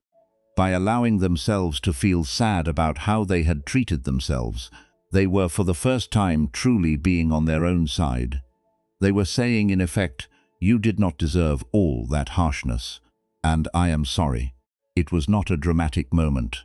There were no fireworks, no bolts of insight, no trumpets, just a quiet softening, a turning toward themselves with tenderness instead of blame. And from that softening, a commitment began to form. Not a rigid, teeth-gritting kind of commitment, but a warm one. A dedication to noticing the pattern of self-blame and each time choosing something gentler, each time feeding the kinder wolf. Not perfectly, not always, but again and again and again with patience, and this is the quiet truth of it. This kind of change does not happen in a single moment. It happens in thousands of small moments. Each time you notice you are being hard on yourself and choose even slightly to soften. Each time you catch the judgment and instead of following it down the old familiar road, you pause, you breathe, and you offer yourself something warmer. Each of those moments is a small turning, and together over time, they add up to something that feels like freedom. There is an old Zen story about a monk who went to his teacher and said, "I have been meditating for many years, but I still get angry, I still get jealous, I still get afraid. What am I doing wrong?" The teacher looked at him and said, "Nothing. You are doing nothing wrong. The waves still come. They will always come. But have you noticed that you are no longer drowning in them?" The monk thought about this, and he realized it was true. The feelings still arose as strong as ever, but something in him had changed. There was a little more space around the feelings now, a little more room to breathe. He was no longer pulled under every time a wave came. He could watch it rise and feel it and let it pass without losing himself entirely. That space, the teacher said, is who you really are, not the waves, the ocean. This is what begins to happen when we stop turning against ourselves. We do not get rid of the difficult feelings. We do not become saints or sages who float above the mess of human life. The mess continues. The selfishness continues. The impatience and the pettiness and the wanting continue, but we stop adding that extra layer of blame, and in the space that opens up, something beautiful becomes possible. We start to see the ocean. A wise psychologist once said something that sounds almost too simple to be true. He said, "It was not until I accepted myself, just as I was, that I was free to change." Think about how strange and how beautiful that is. We spend so much of our lives trying to change by force, by willpower, by judgment, by whipping ourselves into shape, and it does not work. It never really works. It just makes us tired and tight and afraid. But acceptance, real acceptance, the kind that says this is how it is right now and I am not going to fight it, that is what opens the door. Not because acceptance means giving up, but because acceptance means putting down the weapon. And when you put down the weapon, your hands are free. Free to build, free to reach, free to hold. This is what that person discovered when they came home from their retreat and watched themselves contract. The contraction was not the enemy. The self-centeredness was not the enemy. The only enemy was the belief that these things made them unworthy of their own kindness. And when that belief softened even a little, everything changed. Not the circumstances, not the feelings, but the relationship to it all, the way they held it, the way they carried it, like the difference between holding a stone in a clenched fist and holding it in an open palm. The stone is the same, but the experience of holding it is completely different. In the Buddhist tradition, there is a practice of widening circles of compassion. You begin by sending kindness inward to yourself, and then you widen the circle to include the people closest to you, and then wider still to include acquaintances, strangers, even people you find difficult, and then wider still until the circle includes all living beings. But the center of the circle matters. If the center is hollow, if we have skipped over ourselves in our rush to be kind to others, the whole thing wobbles. It has no foundation. We end up offering a kindness to the world that we are unwilling to offer to ourselves. And that imbalance shows up everywhere in our exhaustion, our resentment, our quiet sense of depletion. The center of the circle is you, not in a selfish way, in a foundational way. The way the roots of a tree are the foundation for everything that grows above. You cannot pour from an empty cup, as the old saying goes. But it is more than that. You cannot truly love others with an open heart while your own heart is under siege. The kindness has to begin at home. It has to begin here, with this breath, with this body, with this imperfect, striving, beautiful human life that you are living right now. So what does it look like, this learning to be your own friend? It does not look like anything dramatic. It does not require a retreat or a special practice or a sudden transformation. It is much simpler than that and much closer. It is available to you right now, right here in this very breath. It looks like catching yourself in a moment of self-criticism and pausing just for a breath. Not stopping the criticism necessarily. You cannot always do that. And trying to stop your thoughts is just another way of fighting yourself. Just noticing it. Oh, there it is again. I am being hard on myself. That noticing, that simple recognition by itself is an act of friendship, because a friend pays attention. A friend notices when you are hurting, even when you are the one doing the hurting. It looks like asking in those moments a single gentle question. How am I treating myself right now? And not to judge the answer, not to fix anything, just to see it clearly, just to bring it above the surface into the light where it can be seen for what it is. It looks like placing a hand on your own heart. The way you might place a hand on a friend's shoulder when they are going through something difficult, and saying, even silently, even imperfectly, this is hard right now, and you are doing okay. You really are. It looks like the willingness, practiced over and over, gently and imperfectly, to be as patient with yourself as you would be with someone you dearly love, to give yourself the same benefit of the doubt, the same warmth, the same forgiveness. The Buddha said, "You can search the entire world and not find a single being more worthy of love and compassion than yourself."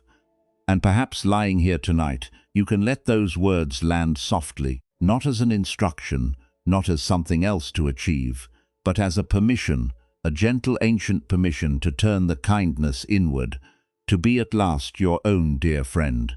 Let us pause for a moment here. Notice how you feel, and when you are ready, we will continue on together.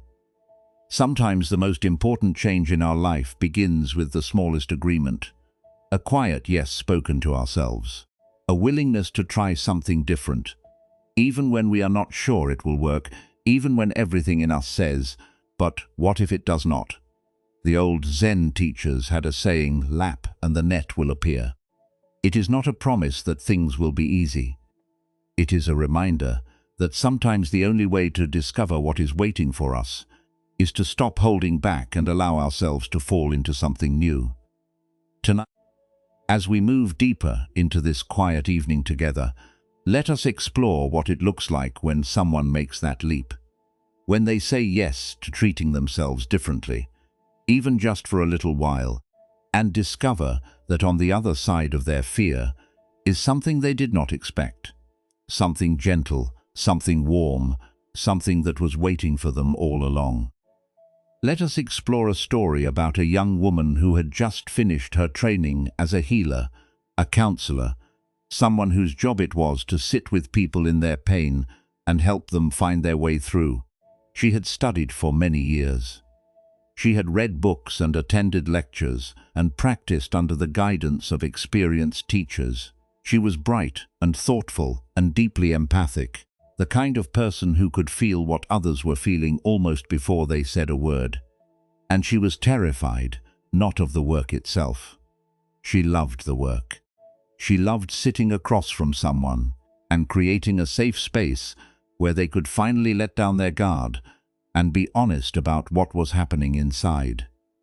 She loved the moments of connection, the times when something shifted in the room and a person's eyes would soften and they would say, "I have never told anyone that before."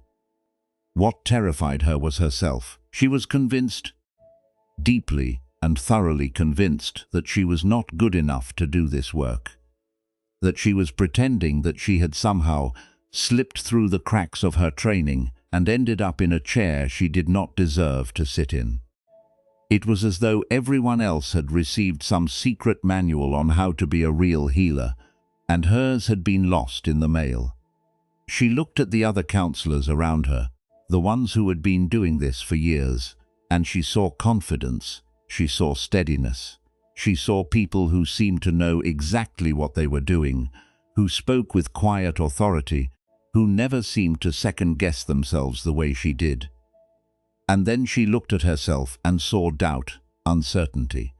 A young woman sitting in a big chair, hoping no one would notice that her hands were trembling. The voice in her head was constant. "They are going to find out. Your clients deserve someone better. You are going to say the wrong thing and make everything worse. And then everyone will know what you already know, that you do not belong here." It was not just a passing worry, it was a hum that ran beneath everything she did, steady and relentless, like a low note on an organ that never stops vibrating. It showed up first thing in the morning when she was preparing for the day, making her go over her notes again and again and again. It showed up during sessions, sitting on her shoulder like a crow, making her second-guess her instincts just when she needed to trust them most. It showed up after sessions, making her replay every word she had said, every silence that lasted a beat too long, every moment where she felt uncertain, searching for evidence that she had failed. And it showed up at night when the house was quiet, and there was nothing left to distract her from the simple, frightening thought, "I am not enough for this." I may never be. The thing about this feeling, this sense of not being enough, is that it never stays in one place. It is like water. It finds every crack, every low spot, every vulnerable corner of our lives, and it seeps in. For this young woman, it was not just about her work. It was about her relationships. She worried she was not a good enough partner, not attentive enough, not loving enough. It was about her body, the familiar dissatisfaction with how she looked, what she ate, whether she was taking care of herself properly. It was about the future. She wanted very much to be a mother someday. And the voice said, "How can you take care of a child when you can barely take care of yourself?" It was everywhere, and it was exhausting. One day she sat down with a trusted teacher, someone she had been learning from for some time. They were in a small, quiet room with soft light and two comfortable chairs facing each other. It was the kind of room where the truth tends to come out, because there is nothing to hide behind. And she said, with the kind of honesty that only comes when you are truly tired of pretending, "I do not know how to stop being so hard on myself. I know it is not helping. I can see clearly that it is making everything worse. It is making me more anxious, not less. It is making me more rigid, not more responsive. It is making me less present with my clients, not more. I can see all of this, but I do not know another way. I have been doing this my whole life." Her teacher listened carefully, with the same kind of deep attention she was learning to offer her own clients. And then the teacher asked, "What are you afraid would happen if you were kind to yourself? If you treated yourself the way you treat the people who come to you for help?" She thought about this for a long time. The room was quiet. A clock ticked softly on the wall, and then she said what so many of us would say, "What we explored earlier in our time together tonight," she said. "I am afraid I would stop improving. I am afraid that the harshness is the only thing keeping me sharp, that without it I would fall apart." Her teacher smiled, not dismissively, warmly. The way you smile at something you recognize, something you have felt yourself, something that is painful, but also in its way very human. "Would you be willing to try an experiment?" the teacher said. "For 1 month, just 1 month, what if every time you noticed yourself being harsh with yourself, you simply paused and turned toward that place inside with kindness instead? Not forcing anything, not pretending to feel something you do not feel, just turning toward yourself the way you would turn toward a dear friend who was struggling, just to see what happens." The young woman hesitated. A month felt like a long time to go without the familiar voice of self-correction. It felt like stepping off a ledge, like letting go of the branch. "And if things get worse," she asked, "if I become careless, if my work suffers, then you can go right back to judging yourself," the teacher said gently. "I promise the judgment will still be there if you want it." It is not going anywhere that made her laugh. It was a small laugh, surprised and genuine, and the laugh was enough to crack the door open. Just a sliver, she said yes. What her teacher guided her toward was something very simple, not a complicated technique, not a philosophy to memorize or a set of rules to follow, just a way of turning toward herself when the harshness arose instead of turning away. It went something like this. When she noticed the familiar tightening, the voice saying, "You are not enough," or "You should have done better," or "Everyone else is more capable than you," she would pause just for a moment, just long enough to notice what was happening, to recognize it. Ah, here it is again, the old pattern, and instead of running from it, or arguing with it, or trying to fix it, she would simply let it be there. She would allow the feelings to exist without immediately trying to change them. The tightness in her chest, the sinking in her stomach, the heat in her face. She would just let them be, the way you might let a rainstorm simply be without rushing to close every window. And then gently she would turn her attention inward and ask, "What is underneath this?" Not in a clinical way, not analyzing, just feeling, and usually beneath the harsh voice, beneath the judgment and the striving, there was something much simpler and much more tender. Fear, sadness, loneliness. A young part of her that just wanted to be told that she was okay. And when she found that tender place, she would do something that felt strange at first, but grew more natural with time. She would offer it kindness.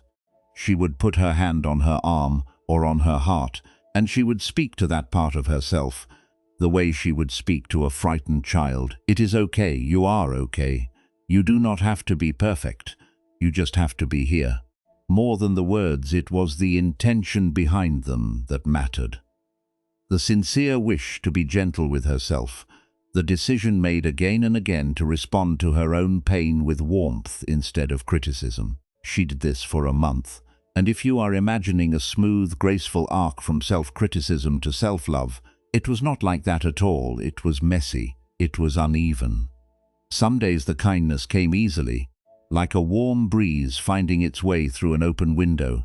She would notice the harsh voice, pause, turn inward, find the tender place, and offer it warmth, and something would soften, and she would feel for a few minutes or an hour a kind of peace she had not known before. Other days it felt like speaking into an empty room. The words were there. "You are okay, you are enough." But they felt hollow, like reading lines from a script she did not believe. The old habits were too strong, the grooves too deep, and the harsh voice would run unchecked for hours before she even noticed it was there. On those days, she would sometimes catch it only at night, lying in bed, and think, "I forgot again. I spent the whole day beating myself up and I did not even notice." And then on those nights the voice would try to turn even that into blame. "You cannot even do the kindness practice right. What is wrong with you?" But she had been warned about this. Her teacher had told her gently that the practice is not about doing it perfectly. It is about doing it again and again and again. Each time you notice, each time you pause, each time you choose warmth over harshness, even clumsily, even half-heartedly, something is shifting.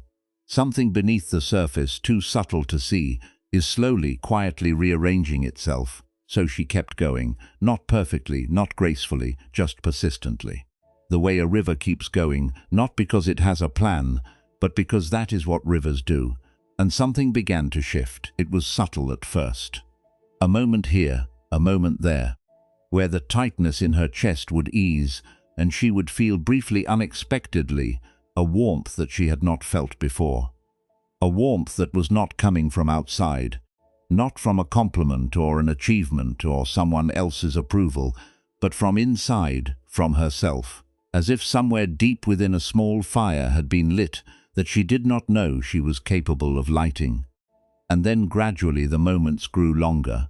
The space between the harsh voice and her response grew wider, like a gap in the clouds slowly opening to let the sun through.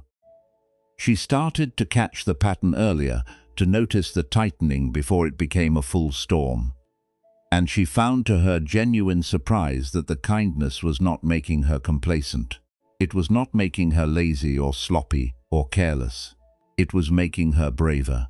She started to trust her instincts more in sessions with her clients. She allowed herself to say things she had been too afraid to say, to follow hunches, to sit in silence when silence was what was needed. Rather than rushing to fill it with words, she started to try things she had been too afraid to try. Not because the fear was gone, but because she was no longer adding judgment on top of the fear. The fear was just fear. It was weather, and she could feel it without being destroyed by it. She became warmer, more present, more spontaneous, more herself. And here was the most astonishing thing. The very qualities she had been trying so hard to manufacture through self-criticism, the confidence, the steadiness, the genuine warmth were now arising naturally on their own, because there was finally room for them. The constant pressure of not enough had been taking up so much space inside her that there was no room left for her own goodness to come through. And when the pressure eased, even a little, the goodness was right there, like sunlight pouring through a window that had finally been unshuttered. It had always been right there. She had just never let it in. At the end of the month, she sat with her teacher again, and her teacher asked, "How has it been?" She was quiet for a long time, then she said, "I think you tricked me." "How so?" "Because a month is not enough. This is not a month-long thing, this is a life thing." Her teacher smiled. "Yes, it is, but," she said. And there was something new in her voice, something lighter, something that had not been there before. "I think the commitment itself is what is changing things. Not that I am doing it perfectly, just that I keep choosing it. I keep turning toward myself instead of against myself. And that is letting me feel like I could actually love my life." And then her teacher asked one more question. "If you really trusted who you are, deep down beneath all the doubt and the judgment, who would you be?" She opened her eyes, and there was a twinkle in them, a brightness.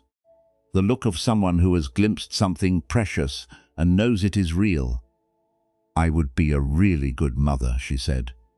And what was so beautiful about that answer was that she was already being one. She was mothering herself.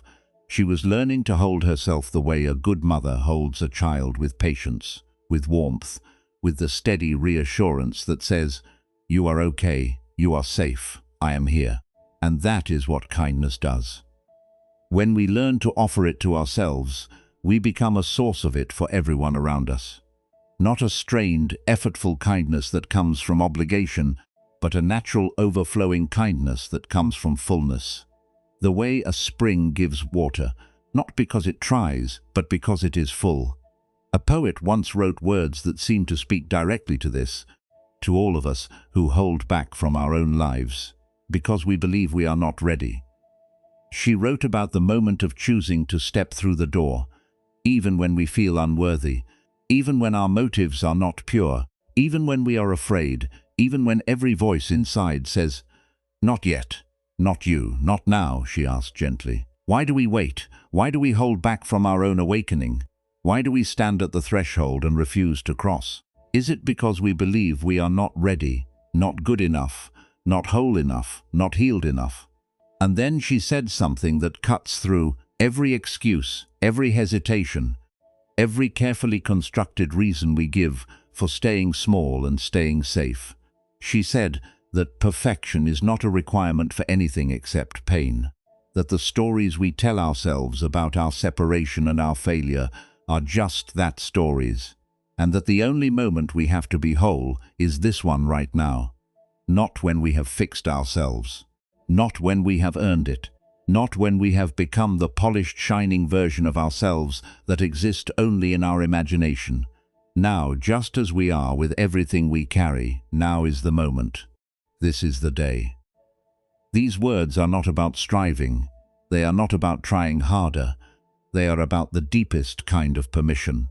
Permission to stop waiting for a version of yourself that does not exist and will never exist, because the whole point is that you do not need it. Permission to be here fully just as you are, with all your tender imperfections, your unfinished edges, your messy humanity, and to know that this is enough, that you are enough, that you have always, always been enough. The old Zen teachers called this your original face. The face you had before you learned to be afraid of it, before the judgments piled up like snow, before the walls were built, before you learned what you were supposed to look like and spent all your energy trying to match it. Your original face is still there. It has always been there beneath the layers, patient and luminous, and whole like the moon behind the clouds on a winter night. You cannot see it perhaps, but it is shining. It has never stopped shining, and tonight, as you rest here in the quiet, you do not need to find it. You do not need to uncover it, or earn it, or work toward it.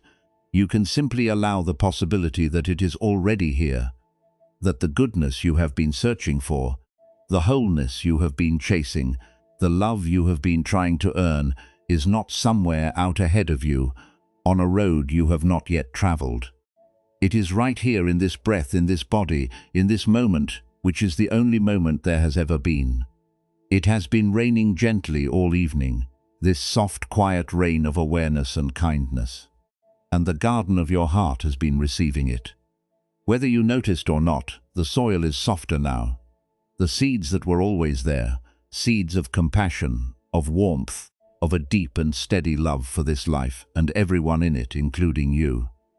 Those seeds are beginning to stir, and in their own time, in their own way, in a way that you do not need to control or direct or worry about, they will bloom. You do not need to make them bloom. You just need to let the rain fall, and it is falling gently right now. Let us rest here for a moment. Feel the quiet. Feel how far we have come together this evening. And when you are ready, we will close gently together. There is a story told in the Zen tradition about a teacher who gathered her students one evening under a wide, clear sky. The moon was full and bright, hanging low over the mountains, so close, it seemed you could reach out and touch it. The teacher pointed up at the moon and said, "What do you see?" One student said, "I see a moon that is perfectly round." Another said, "I see a moon that is bright and beautiful." A third said, "I see light." The teacher nodded, then she said, "Now look at the surface. What do you see there?" The students looked more carefully, and they began to notice what they had overlooked at first. The moon was not smooth. It was covered in shadows and textures, dark patches and pale craters, rough places and uneven edges. Up close, it was full of what you might call imperfections. And yet, the teacher said softly, "It is still the whole of the moon. Every shadow, every crater, every rough and uneven place is part of what makes it the moon. Take any of it away and it would not be the moon anymore. It would be something less." She paused and the student sat in silence, looking up. "You are like this," she said. "Your rough places, your shadows, the parts of yourself you wish were different. They are not separate from your beauty. They are part of it. You are already the whole of the moon. We have traveled a long way together this evening, you and I, through kitchen stories and mountain temples, through gardens with too many walls and travelers carrying packs that were too heavy, through first arrows and second arrows, through impossible standards and the quiet grief of seeing how long we have been at war with ourselves. And if there is one thread that has run through all of it, one thing that each story and each teaching has been pointing toward, it is simply this: you do not need to be fixed. Not because there is nothing to learn, not because growth does not matter, but because the idea that you are broken, the idea that there is something fundamentally wrong with you that needs to be repaired before you can be whole, that idea is the only thing that was ever really in the way. The Buddha spent his entire life teaching this in one form or another. He said that every being already has the nature of awakening within them. Not someday, not after enough effort or practice or improvement. Already now, the way a seed already contains the tree, the way the moon already contains its light, shadows and all, and the Zen masters in their own direct and sometimes playful way said the same thing. One ancient teacher put it like this: from the very beginning, all beings are Buddha, like water and ice. Without water, no ice. Outside us, no Buddhas. What he meant is that what we are looking for is not somewhere else. It is not in a better version of ourselves that we have not yet become. It is here. It is what we already are. The water does not need to become ice to be water, and we do not need to become something else to be whole. There is something deeply restful in this understanding. Not restful in the way of giving up or not caring, but restful in the way of finally, after a very long journey, arriving home. Setting down your bag, kicking off your shoes, sitting down in a place that knows you, that has always known you, and letting out a long, slow breath, because the truth is the striving itself is what makes us so tired. Not the living, not the loving, not the working, or the creating, or the caring for others. Those things can be tiring in the way that good, honest work is tiring, the kind of tired that feels earned and satisfying. But the striving to be something other than what we are, the constant effort of trying to match an image that does not exist, that is a different kind of tired. It is the tiredness of fighting against ourselves, and it never leads to rest because there is always one more thing to fix, one more flaw to address, one more gap between who we are and who we think we should be. What if we just stopped, not stopped caring, not stopped growing, but stopped fighting? What if we let this evening, this quiet time we have spent together, be a kind of permission? Permission to be here just as you are. Permission to have the feelings you have. Permission to be imperfect in all the ways you are imperfect. And to let that be okay, not just tolerable, not just acceptable, but actually genuinely okay, because you are the whole of the moon, every part of you. Let us explore one last small story before we rest. There was once an old potter who had spent his entire life making bowls. His hands were rough and strong from decades of working with clay. His workshop was small and warm, lit by a single window, and the shelves along the walls were lined with bowls of every size and shape. One day a young visitor came to see him. She had heard about his work from a friend and had traveled a long way to see it for herself. She stepped into the and was immediately struck by the warmth of it, the smell of earth and glaze, the soft light, the quiet. It felt like a place where things were made with love. She picked up one of his bowls and turned it over in her hands, admiring its shape, the gentle curve of it, the weight of it in her palm, the soft glaze that caught the light from the window. It was simple and beautiful, the kind of object that makes you want to hold it and not put it down. And then she noticed something, a small crack along one side, barely visible, running like a thin river through the glaze. She traced it with her finger. "This one is flawed," she said, setting it down carefully, almost apologetically. "It has a crack." The old potter looked at her. Then he picked up the bowl gently, the way you might pick up a sleeping bird, and held it in his weathered hands. He ran his thumb along the crack slowly, the way you might trace a familiar path on a map. "Yes," he said. "This is one of my favorites." The young woman was confused. "But it is cracked," she said. "It is not perfect." The old potter smiled, a smile that held many years of making things and watching them break and learning what to do next. "In my tradition," he said, "we have a practice of repairing broken things with gold. We do not try to hide the crack or pretend it never happened. We fill it with something precious so that the place of mending becomes the most beautiful part of the whole piece. The crack is not something to be ashamed of. It is not a failure. It is where the light gets in. It is where the gold lives." He turned the bowl slowly in the late afternoon light, and the young woman saw it then.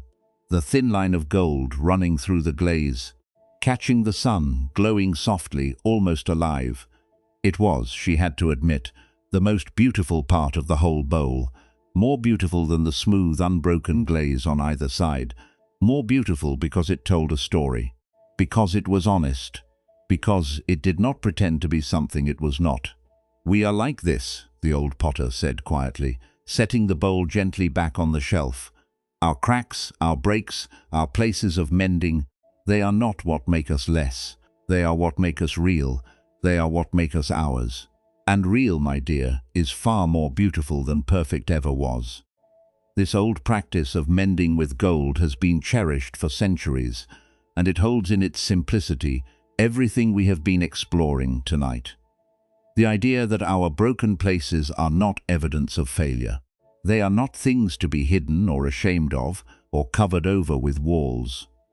They are the places where something precious can come through. They are where the light enters, and you have so many of these places. Every mistake you have made, every time you have fallen short, every moment of struggle and doubt and fear, these have all left their marks on you, and those marks are not ugly. They are the map of a life fully lived. They are the evidence of a heart that has been open enough to feel, brave enough to try, tender enough to be hurt. You would not trade any of it, not really, because all of it has made you who you are tonight. This person lying here, listening, breathing, resting, this beautifully imperfect, endlessly whole, golden, cracked, incomparably alive human being. So as the evening settles in around you and the quiet deepens, you might let yourself rest in this, not in an idea, not in a teaching, but in the simple, warm, direct experience of being here, of being you, of being enough. The Buddha's last words to his students were, "Be a light unto yourself, not someone else's light, your own." The light that has been shining quietly inside you this whole time, through every season of your life, through every difficult day, and every sleepless night, and every moment of doubt. It has never gone out. It cannot go out. It is what you are, and tonight you can rest in that light. You can let it hold you. You can let it warm you from the inside the way a candle warms a room, not by burning brightly or proving anything, but simply by being lit. You are enough. You have always been enough, and you can rest now. Let the breath be soft. Let the body be heavy. Let the mind grow still like a lake at dusk, reflecting whatever is above it, without effort, without trying, without needing to be anything other than what it is. You are the whole of the moon, and you are beautiful. And so we come to the end of our time together, dear friend. We have walked a long and gentle road this evening. We have sat in mountain kitchens and walled gardens. We have watched travelers set down their heavy packs. We have listened to the rain falling on the garden of the heart. And through it all, one quiet truth has been whispering beneath every story and every teaching. You are already whole. You are already enough. Not a future version of you. Not a better version. This one, the one who is here right now, breathing softly in the dark. A great Zen master once wrote, "To study the way is to study the self. To study the self is to forget the self, and to forget the self is to be at home in all things." Tonight may you be at home in your body, at home in your breath, at home in this imperfect, precious, irreplaceable life that is yours and yours alone. May you carry with you into sleep and into the morning that follows even a small taste of the freedom we touch tonight. The freedom of being without anxiety about non-perfection. The freedom of knowing that the biscuits of this moment, your biscuits, are more than enough. May you sleep deeply, may you sleep peacefully, and may you wake when the time comes with a little more kindness in your heart for this world, for the people in it, and most of all for yourself. Sleep well, and thank you for joining us here.